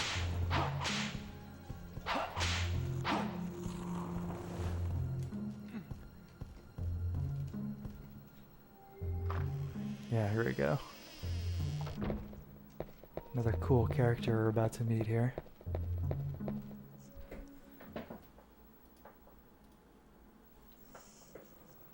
These little cutscenes are really well done. I really like them. It seems to be a contract, but it's so hard to read.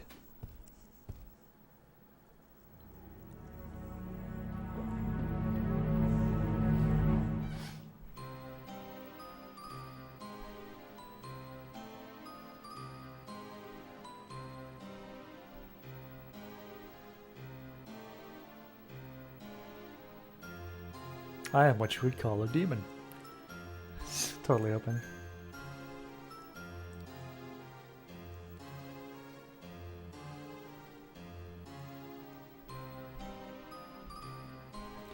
It is shameful for a demon to be working, but one needs gold even in hell these days. Jeez. Whenever the need arises, use the scroll to summon me. So this is an opportunity for you, the player, to make a literal deal with the devil. Are there repercussions for doing so? Well, what do you think?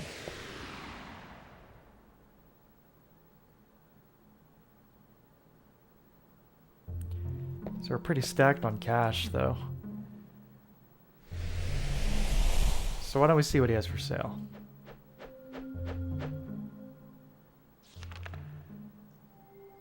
at this guy, he's so menacing. And there's a Castlevania specific concert in the same vein released under the title Perfect Selection Dracula New Classic by the Konami Kukea Club. Nice, I'm gonna save that. Thank you, I'll check that out later. Let's see what he's got. He's got some good stuff. We'll buy some roast beef. Now I've got 4 beefs. Great. Thanks, Renan.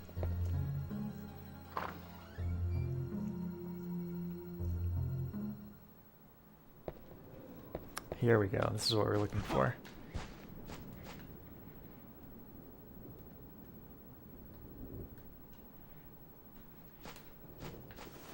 Do you think Rosa manages these roses as well?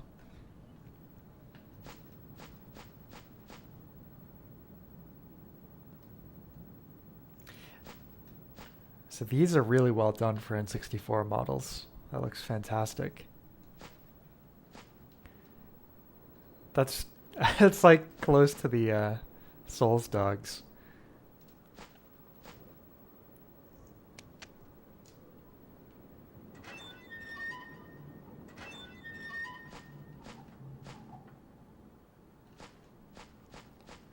The maze garden. The infamous maze garden.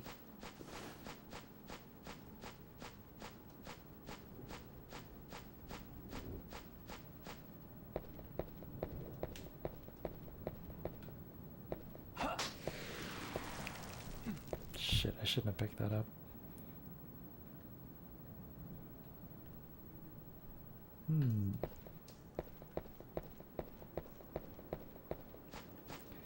So what dangers could possibly await us out here?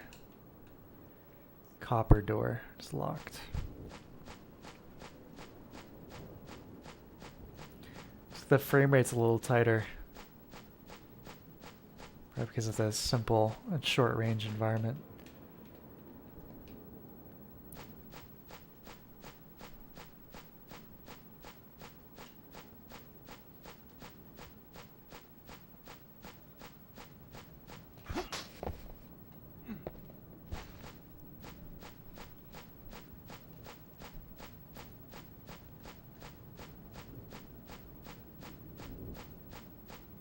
The hedge maze. Oh! Who's that? It's Ash from Evil Dead. Holy shit. Look at this no music.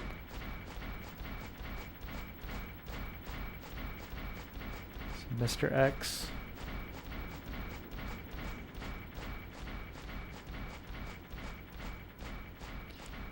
Oh Lord, he coming.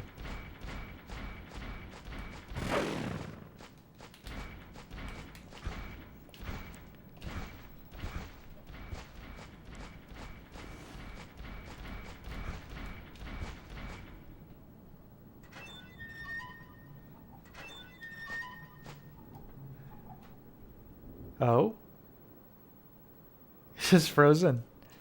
Okay. Well, you stand there. I'm gonna eat some chicken. I don't think you can kill this guy.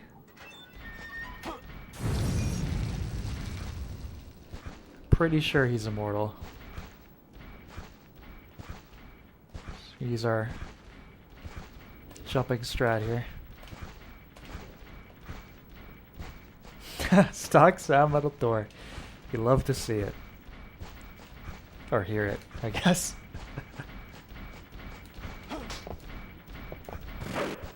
Whoa, close one. Is this a chainsaw or a hedge trimmer? Or both?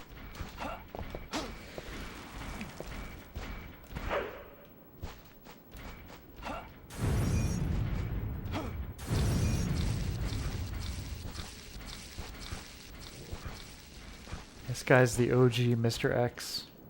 OG nemesis.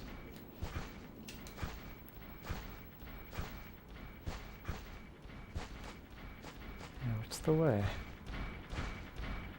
So we came in.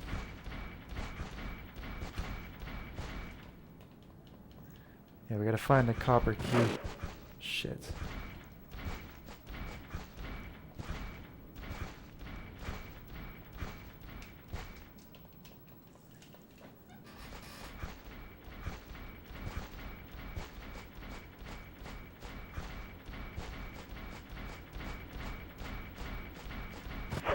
Yeah, there's a doorway we're missing somewhere in here.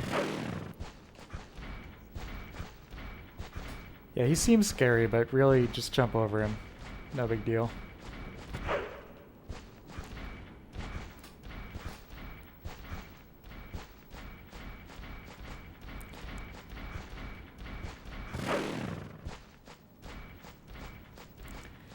Yeah, where?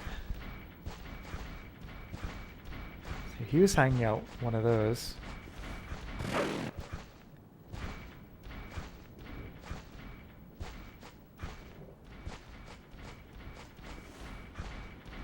It's a copper door, right?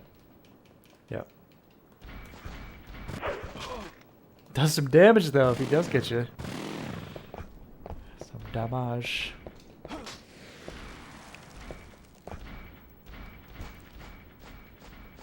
Definitely seems like you should be able to make that jump onto the top of the hedges, but I can understand why they wouldn't want you to do that. Oh, here we go. Here's our route. We'll save our beef.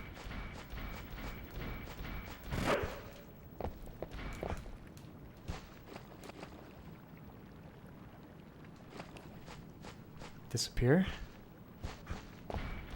No, he's there. He just doesn't want to get his feet wet, that's all.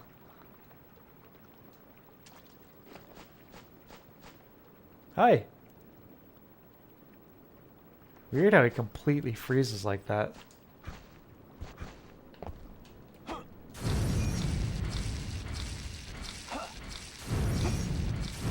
I don't think you can kill him. Oh. Yeah, they kind of throw all the NPCs of the game at you in this area, it seems like.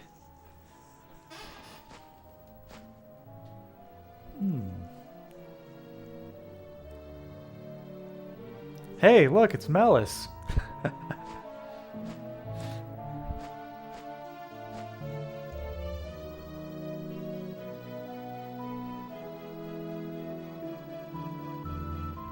Nothing sinister about that.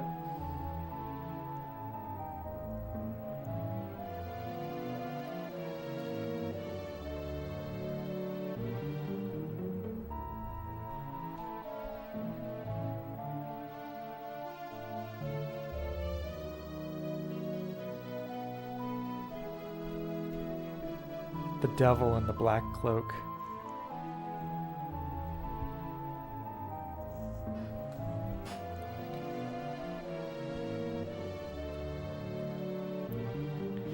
One of the endings for Carrie involves this kid, and it is super creepy.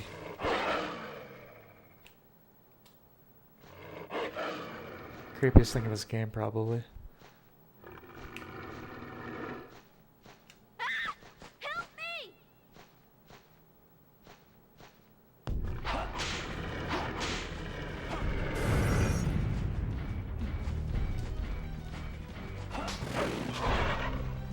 Shit! Give me the beef! Where's the beef? Oh no. Yo, did you just faceplant?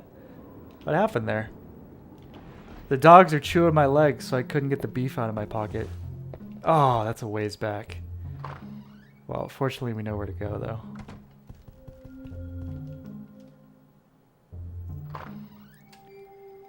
Yeah, do a speed run to our destination.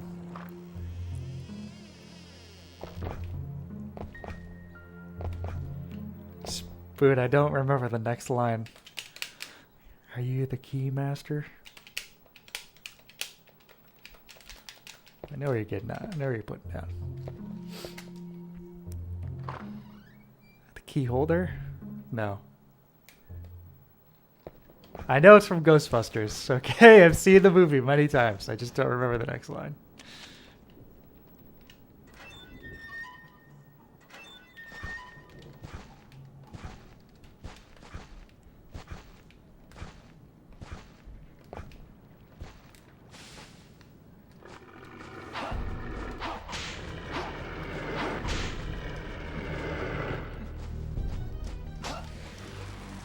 Buddy, when you know where you're going, how much quicker that goes. Doorkeeper? Well, it's Sigourney Weaver. Looking good. Oh shit. Doorkeeper. Maybe.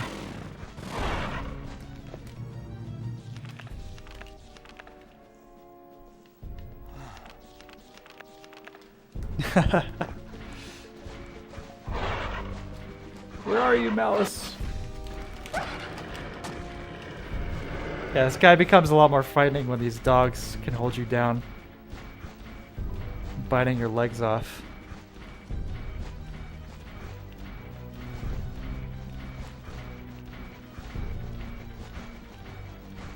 He's killing the frame rate. Oh. First he's killing the frame rate, and he's gonna kill me. Oh, that's the wrong way. Ooh. So he took out the dog too. His chainsaw. Speaking of Sigourney, I finished Dread this morning. Oh, awesome. What'd you think? No, that's the wrong way.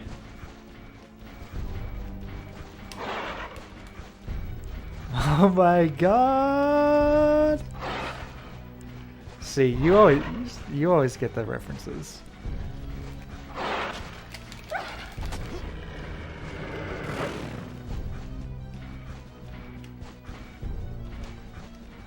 Alright, back out the gate.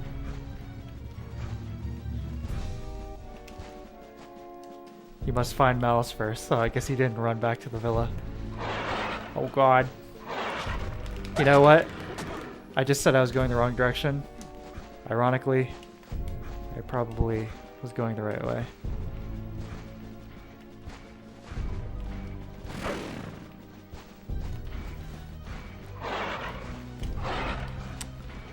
Yeah, these are truly the ancestors of the Dark Souls dogs, teleporting and everything.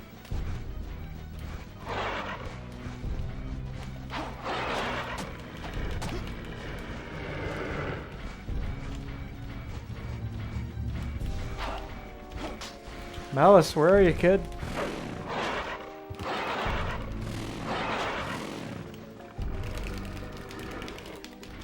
Shit, I'm stuck.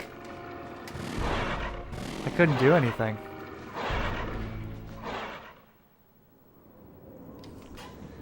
Okay, well, we know what to do, and I'm pretty sure I know where Malice is. Other than in the stream. Spoon, I liked it. I'm a picky bitch, so some stuff I would have done differently, but it's a nice Metroid. Yeah, I think it's overall a great game. My biggest complaint would be the soundtrack, which other than the water stage music and the returning tracks from Super Metroid, I think the majority of the new soundtrack was very weak. Go into more details in the chat and spoilers and stuff. Oh yeah. No, I appreciate that. I'm sure everyone else does. Let's chat. Yeah, let's chat more about it. But yeah, I'm very, very happy with it overall. Just needs a much, much better soundtrack next time. That's all.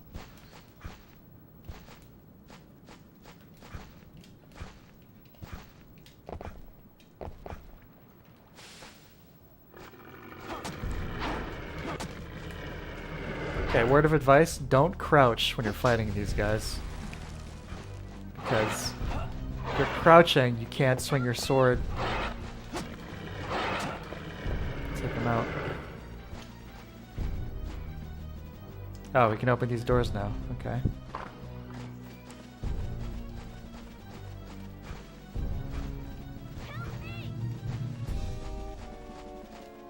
Shit, was that left or right? Malice, where are you?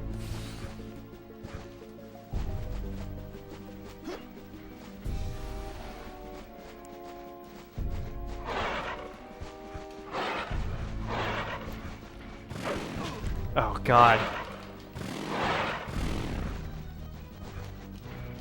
I think the last time I played this...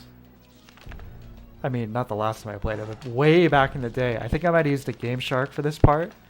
And used one of those classic N64 hold L to moon jump cheats. You guys remember those?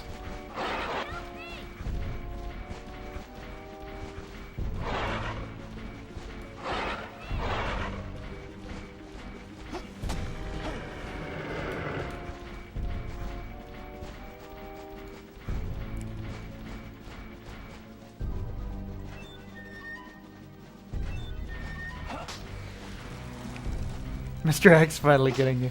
Yeah, all that shit talking really paying off. An old stone pillar. It is discolored and rotten.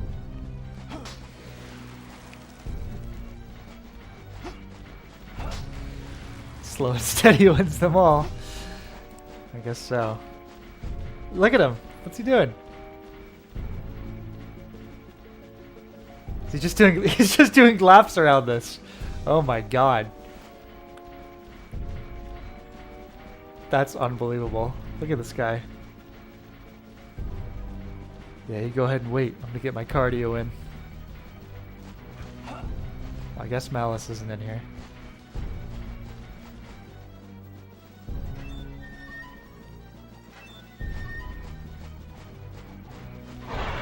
Shit.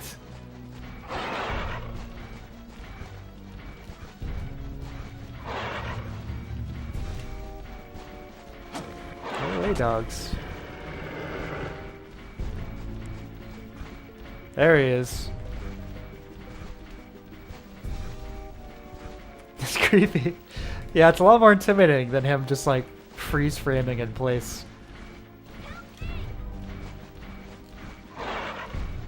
Shit, which way did he go? There he is.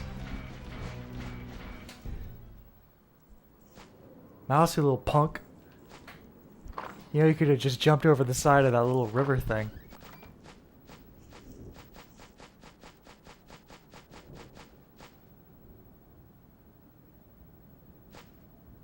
Oh, thanks, Reinhardt.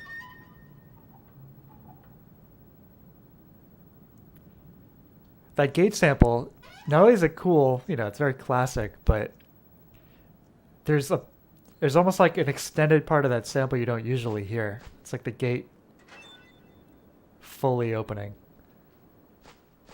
Didn't play at that time, of course. Oh, neat. You can still hear those dogs on the other side of this door, which we will not be going back through.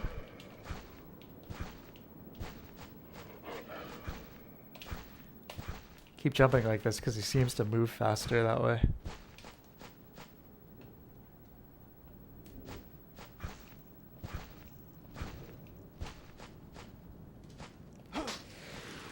Here's the key we're looking for.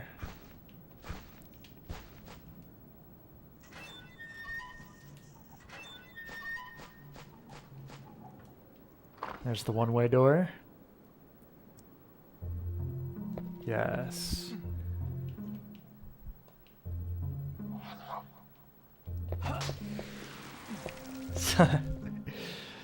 Oh, man.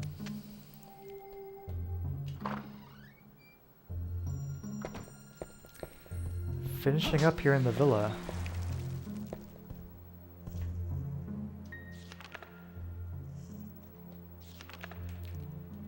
Copper key. And where was that? Was that on the... Was that back out in the garden?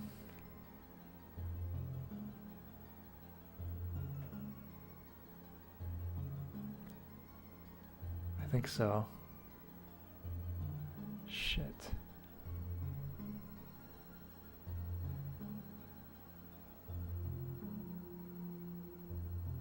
No, wait, that's on the... Yeah, okay.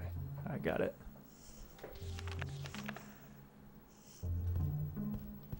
Yeah, it's at some other door up here. Spoon, have I ever showed you that YouTube video playing almost all of them over used stock sounds? No. Send it to me. Malice, hi. I went grocery shopping. Glad I can make it back in time. Yeah, no problem. You actually just missed a character named Malice in this game. A spooky little kid we had to just chase through a hedge maze where we're getting chased by a Frankenstein monster guy with a chainsaw for a hand.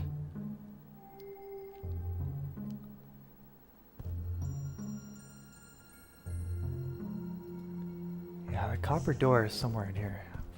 It's like in this main hall.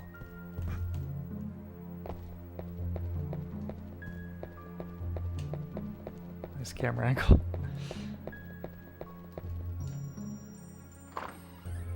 No, that's a shortcut there.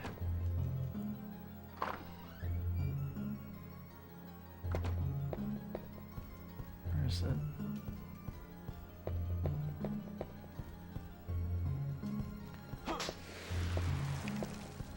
It's that copper door.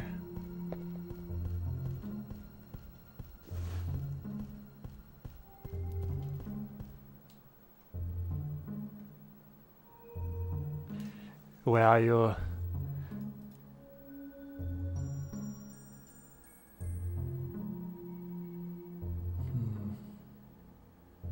Yeah, I think we do have to go back through. Yeah, that was definitely in the maze.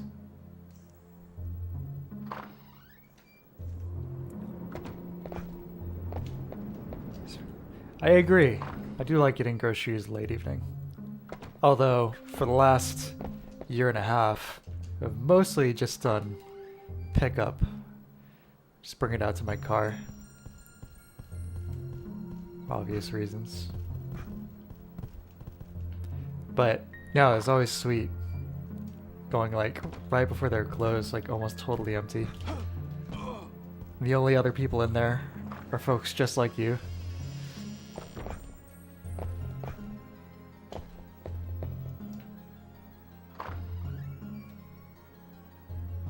Generally in less of a hurry, more friendly. I can hear those hellhounds. Oh, there they are. You little bastard.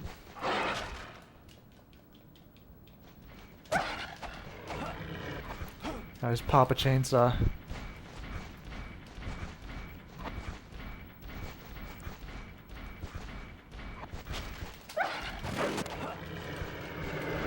Oh, hide and just get pwned by that chainsaw. It seemed like it went right through me, but apparently not.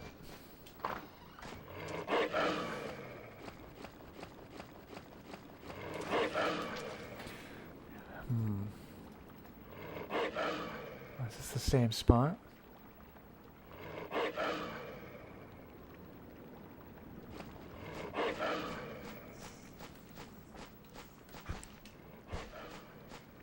Yes, here we go.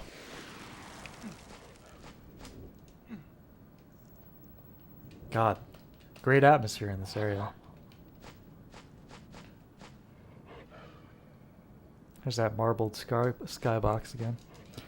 Always present.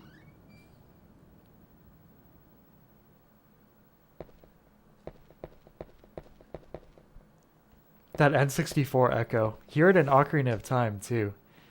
Very strange sounding. It's like clearly just like a delay effect. It's like delay pedal.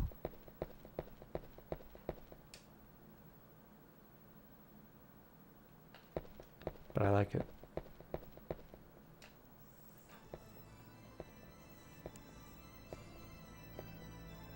Hey, you guys recognize that riff?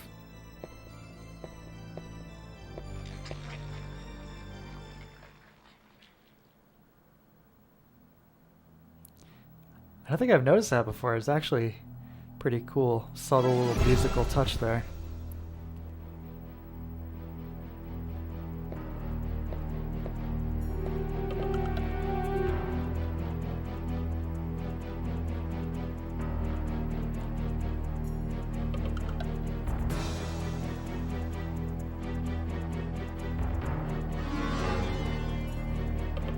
These vampire guy models are really sweet.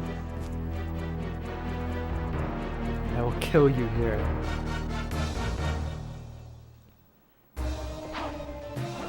Now this is a nicer boss music than the other one.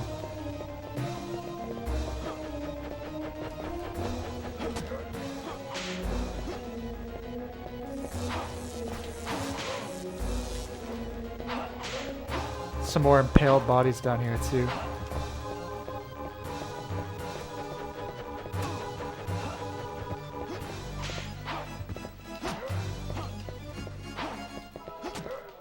If you let him get a grip of you, he will start sucking the blood. And infect you with vampirism. It's what those purifying pickups, item pickups are for.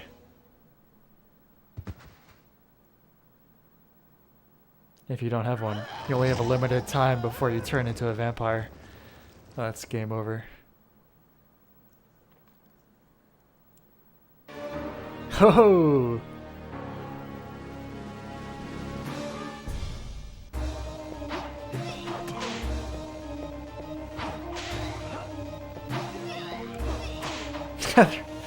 Doesn't sound quite so intimidating, huh? Yeah.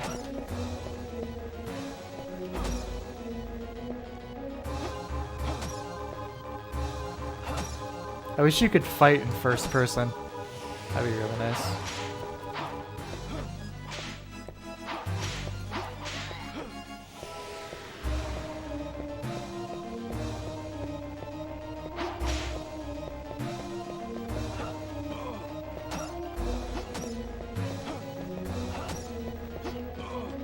I feel like you're quoting a movie. I might have been. What did I say? I don't remember doing it, but I just as easily might have. Did I?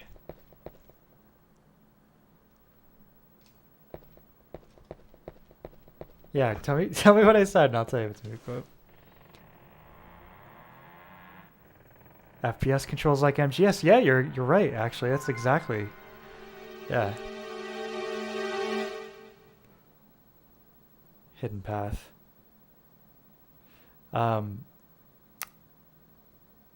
was gonna say, although in MGS Integral, you can unlock, if you beat the game once, you can unlock a mode where you can play the game in first person. Although it's kind of messed up because you can't pick up items in first person, so you have to switch back to third every time. This is pretty janky. Spoon, Lost Boys, Fright Night. No, I actually haven't seen either of those movies. Just from the depths of my own depraved noggin.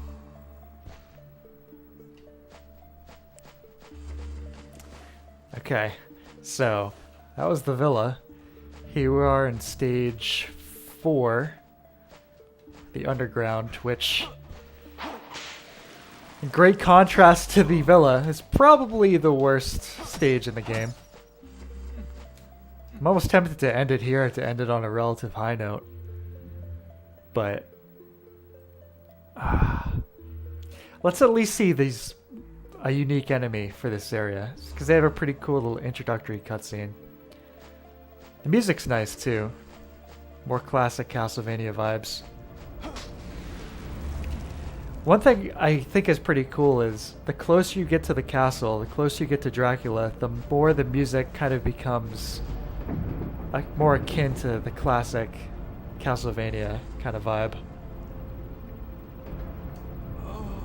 Oops. That's a very stupid death. Oh boy.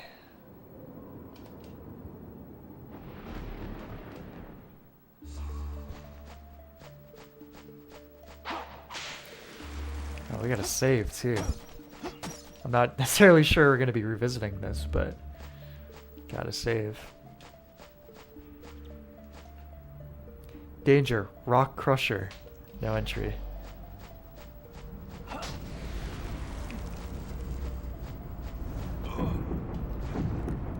Lost Boys has Kiefer Sutherland as a vampire, right?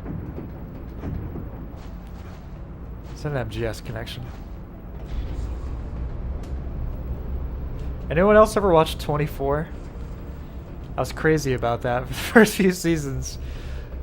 11-year-old me. 11 to probably like 14 or so.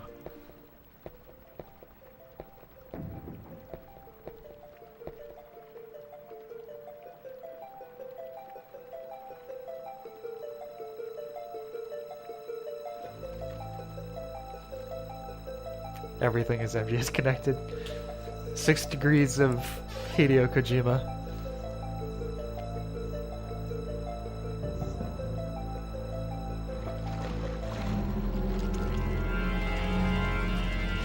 Oh god.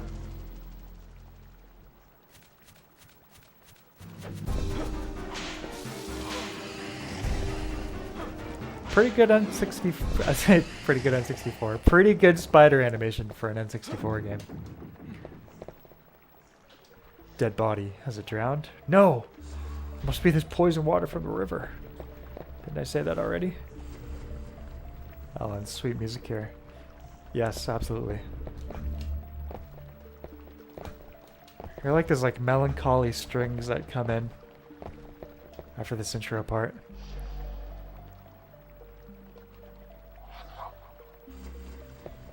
Spider ladies. Again with the spider ladies. Star Trek 12. So very tired. Sir, we've got Klingon starboard bow. Again with the Klingons.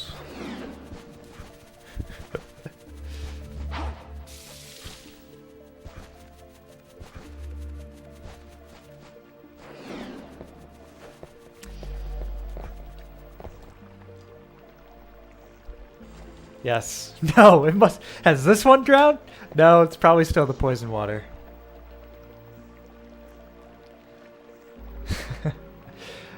Dark Souls gave me a spider lady infatuation. Well, it's the concept executed at its pinnacle. How could it not? They revisit the concept with less success, to put it mildly, in Dark Souls 2. Although I like how you can team up with jaded spider ex-boyfriend to go after, scorpion boyfriend to go after scorpion girlfriend. I just like how there are variations on the spider ladies here. These ones have blue hair.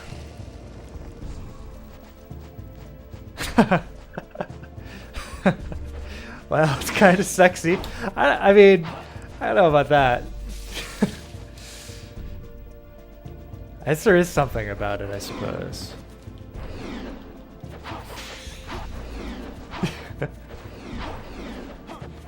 Hey, this is a judgment-free zone. We can get as freaky as you want to be here, just like the 2 live crew. Oh man. I flattened her out, didn't I? Not able to read the letters because of the dirt. There's only something we could do about that, Reinhardt. Only something we could do about that dirt.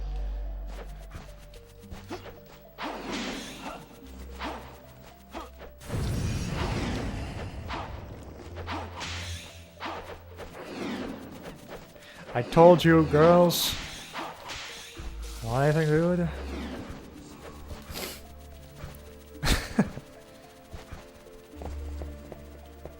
Oh boy. Hear their legs shuffling around in the distance. Past the depths of the N64 fog. Look at her go.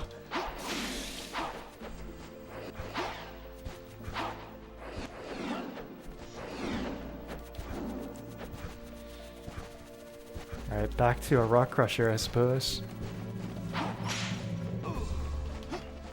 Maybe this level's shorter than I remember.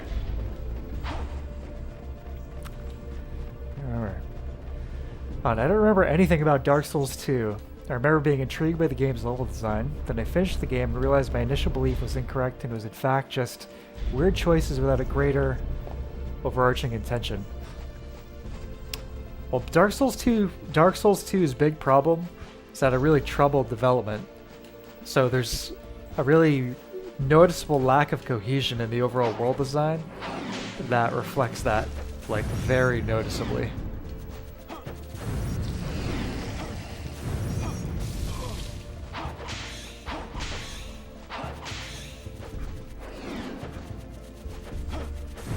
Sweet, I'm trying to remember that Fry quote when he runs away from his mermaid girlfriend. See, I like Futurama. I don't have it as memorized as I do the Golden Age of The Simpsons.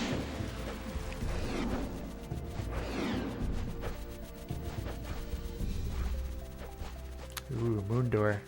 Should be able to open that. Wait a minute. Poisoned.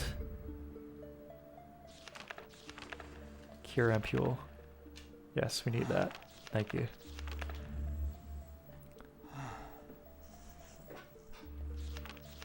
No, the only relevant Futurama Fry thing I can remember here is when Fry and what's his face, Zap Brannigan, are kidnapped by like the Amazonian women. Death by Snoo Snoo. The mind is willing, but the body is bruised and sore. Something like that. Alan, I thought it was intentional that the canonical DS1 ending was linking the flame. That was somehow the chosen undead's mental state was linked to the state of the land. That would have been an interesting angle to take. That would have been interesting. I remember reading some people theorizing at one point, like, those weird level transitions where, oh yeah, you're saying the same thing here. We're essentially playing through the scenes of a chosen one with Alzheimer's or a stroke. Yeah, like going from the top of Earthen Peak, top of Windmill, to riding an elevator up into the bottom of an active volcano.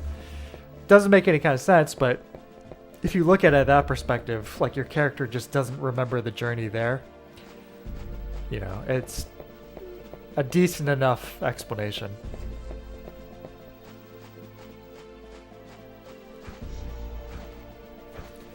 Bearer of the curse, seek, lest. Oh, holy cow. Well, looks like she can't handle the poison water either. That would actually beat Kino. Well, it can be in your head canon. You like doing that. Oh god! You know what I don't understand though? All they had to do was make that elevator go down instead of up. And it would have been fine. It would have made complete sense. I mean, that seems like a pretty easy fix, right? Rest in peace, Albert. Grave marker.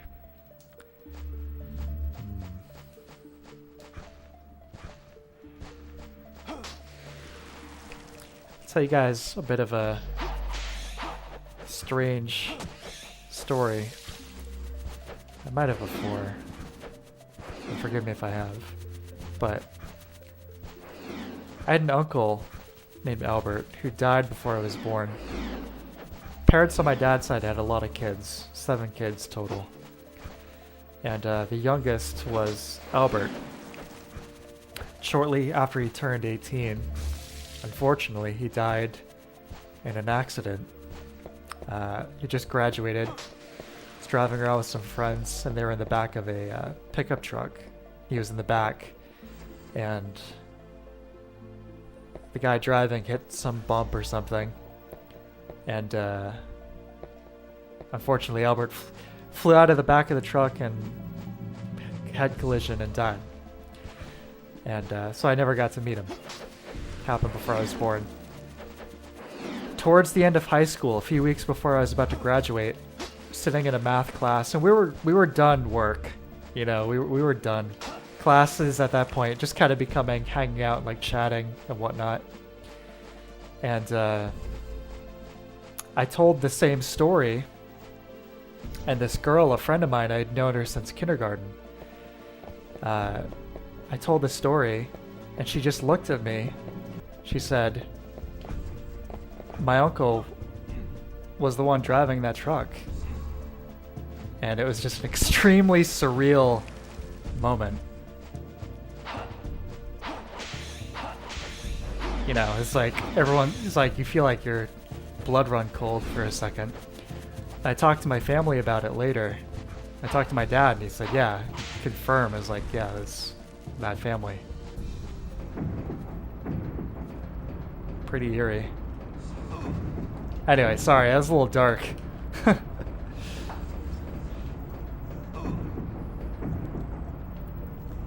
Malice, my headcanon is that the protag married the firekeeper lady. Yeah, that's a nice outcome for everybody. He shared the crown with her.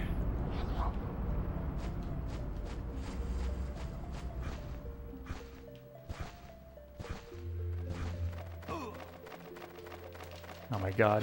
Bats.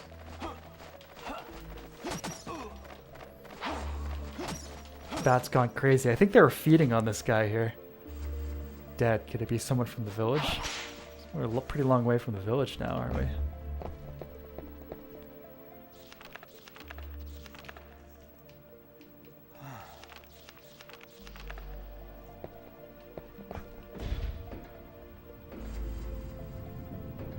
We're almost at the end of this level, though. This hasn't been as bad as I remembered it.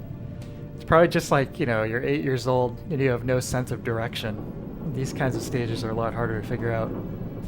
It's like also the reason why playing something like a Zelda game would take you the better part of a year to beat. So you just spend like most of it wandering around,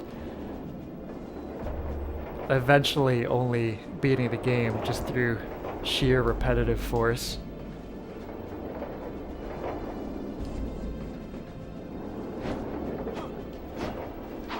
Do not fall off now. Oh my god.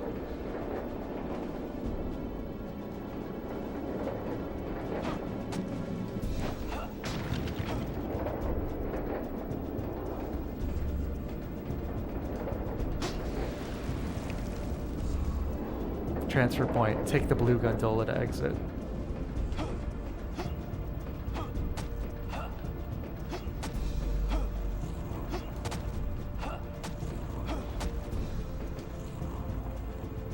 Alright, where's that blue gondola?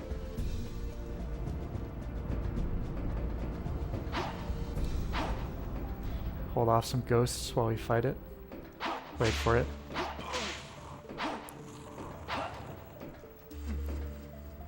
There it is. Do not want to miss this ride. Oh shit! Oh no, you bastards! Oh no! Oh, oh that's frustrating. That's why there's a save point there, though, I imagine, right?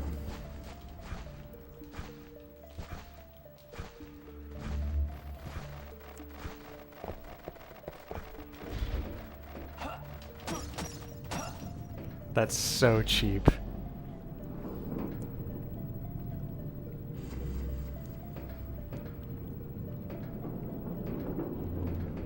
Pretty good walking on metal sounds, though.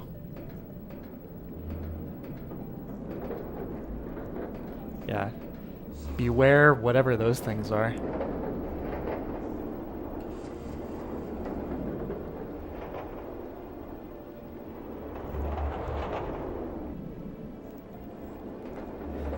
Oh, and I should clarify that I didn't mean the DS2 protagonist is Alzheimer's, but that the previous undead, the Wig the Flame, develop Alzheimer's as the land changed. The flame being the only stopper on.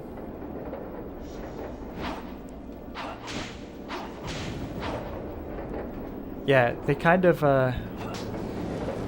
it's interesting. Like, I interpreted that the wrong way. But stopper on entropy and the flame linker essentially being a caretaker for humanity.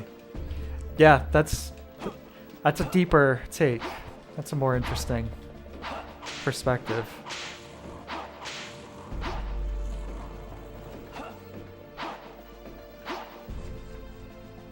Gaining reality warping powers.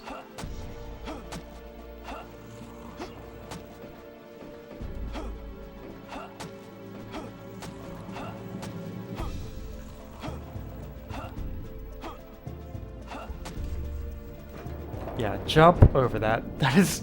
Oh my god. Epically cheap. No, that's a really cool perspective, Alan. That would be extremely interesting if that was actually the case. But give the whole sequel kind of a meta element additionally too. Almost like an MGS2 kind of way.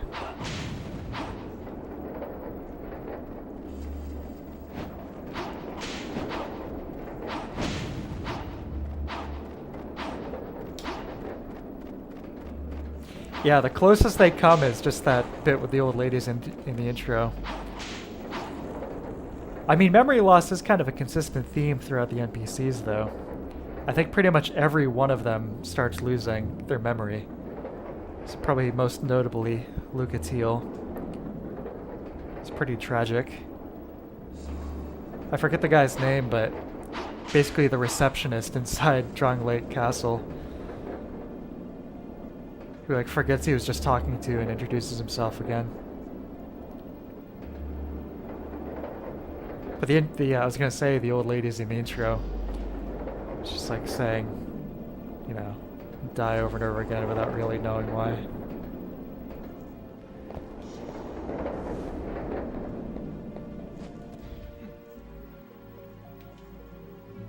Yes, please save.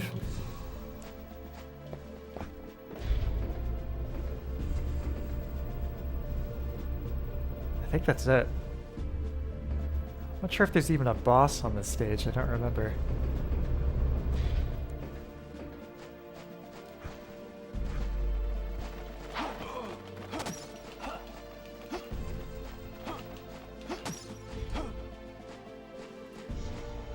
Dead. Could it be someone from the village?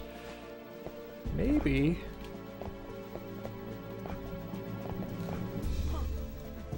God, I'm amazed they made that jump.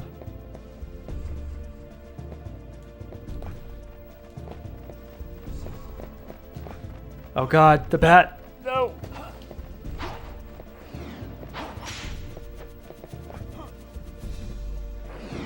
think that's a spider lady. Yeah.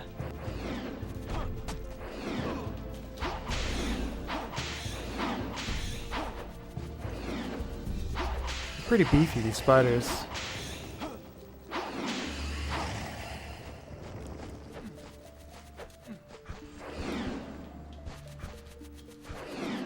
Let's go the way the sign's pointing.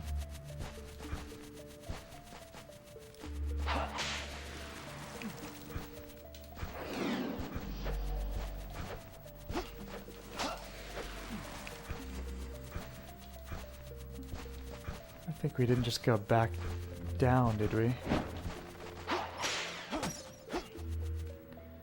Let's use one of these sun cards. I think we have to get through that door.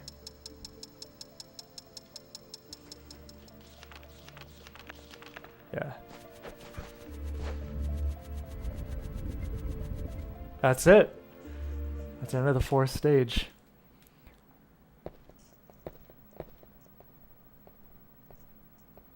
Oh, right. Forgot about this.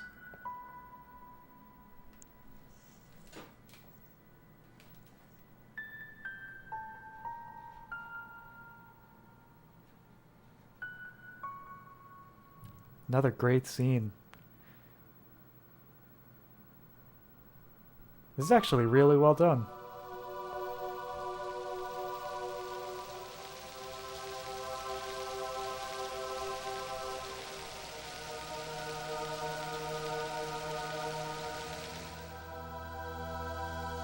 Vampiric suicide attempt.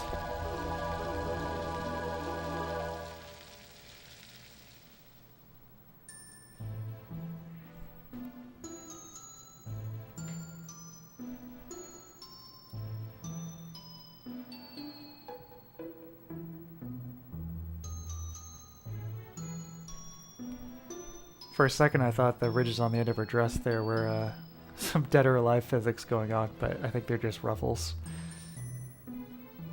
Fortunately.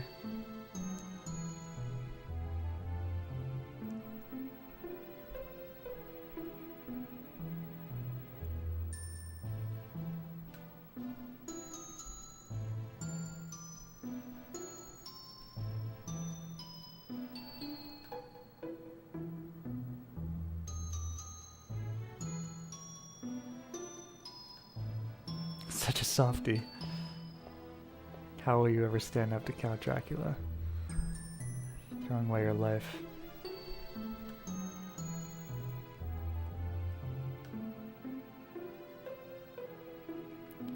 Looks like Dracula's got some HVAC installed. Or is that H-Drac?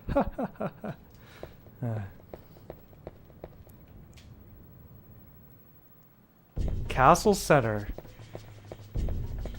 Starting to get into home stretch of the game, although maybe it's more like 2/3 the way through. But I'm gonna stop playing here for the night. But I'll chill for a minute, chat some more with you guys. A few comments here from Alan I want to look at.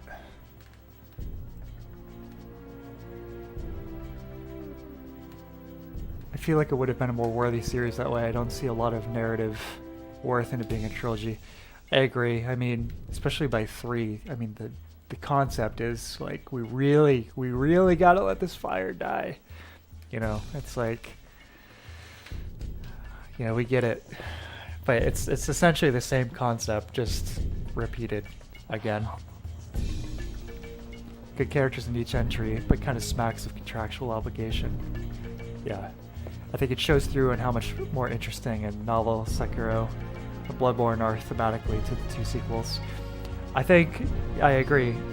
Miyazaki's games are all best. The best games are the non-sequels. Demon Souls, Dark Souls 1, Bloodborne, and Sekiro. So I want to see the Scooby Gang in Castlevania.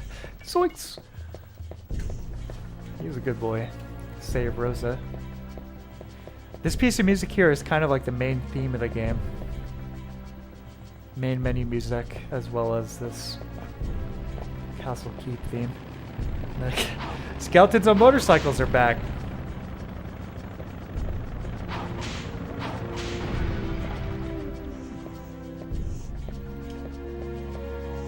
Yeah. We'll wrap this up, guys. Again, sorry I had to start quite a bit later, but I think it'll be worth it considering what I got out of it. Plus, added a game to the Sunday marathon that I'm going to be doing. So, yeah, speaking of that, Sunday night, I'm going to start at 6 p.m. Eastern Time. 6 p.m. instead of the usual 8. I'm going to start early. I'm going to play a ton of games. It's going to be a long one. And I'm going to end it with something special, a little treat. I'm not going to say any more than that. I'm going to spoil it, but something different after hours and hours of Halloween appropriate gaming. We'll do one more thing at the end, and it'll be cool. And I don't think I'll get in trouble for it. Legally, I think I will be in the clear. That probably makes it sound more exciting than what it's actually going to be, but hey, it'll be fun. It'll be cool. But yeah, I'm going to sign off. I'm going to go grab a snack in the ancient midnight tradition, and then get to bed. Now, Scrappy Doo can be Dracula or something. Wasn't he the bad guy in the first, like, that live action movie? Scrappy Doo turned out to be behind it all. Nice little twist. Alan, hopefully I can catch that live, but that's Monday for me. I usually have to watch videos on demand. Well, I hope so, but if not, no problem. And if you catch it later on the video on demand, that's awesome too. I appreciate the support. And that, as always, goes to everybody. It's a treat. You know, it's something I always look forward to. Getting to sit back, chill, and, you know, talk with you guys, joke around. It's really awesome. So, thank you very, very, very much, everybody who stopped by and hung out tonight. I hope you all have a great weekend, and hopefully I will get to see you again this Sunday at 6 p.m. Eastern Time for the final marathon of Halloween Fest. Ooh! Alright, have a good night, everybody. Bye.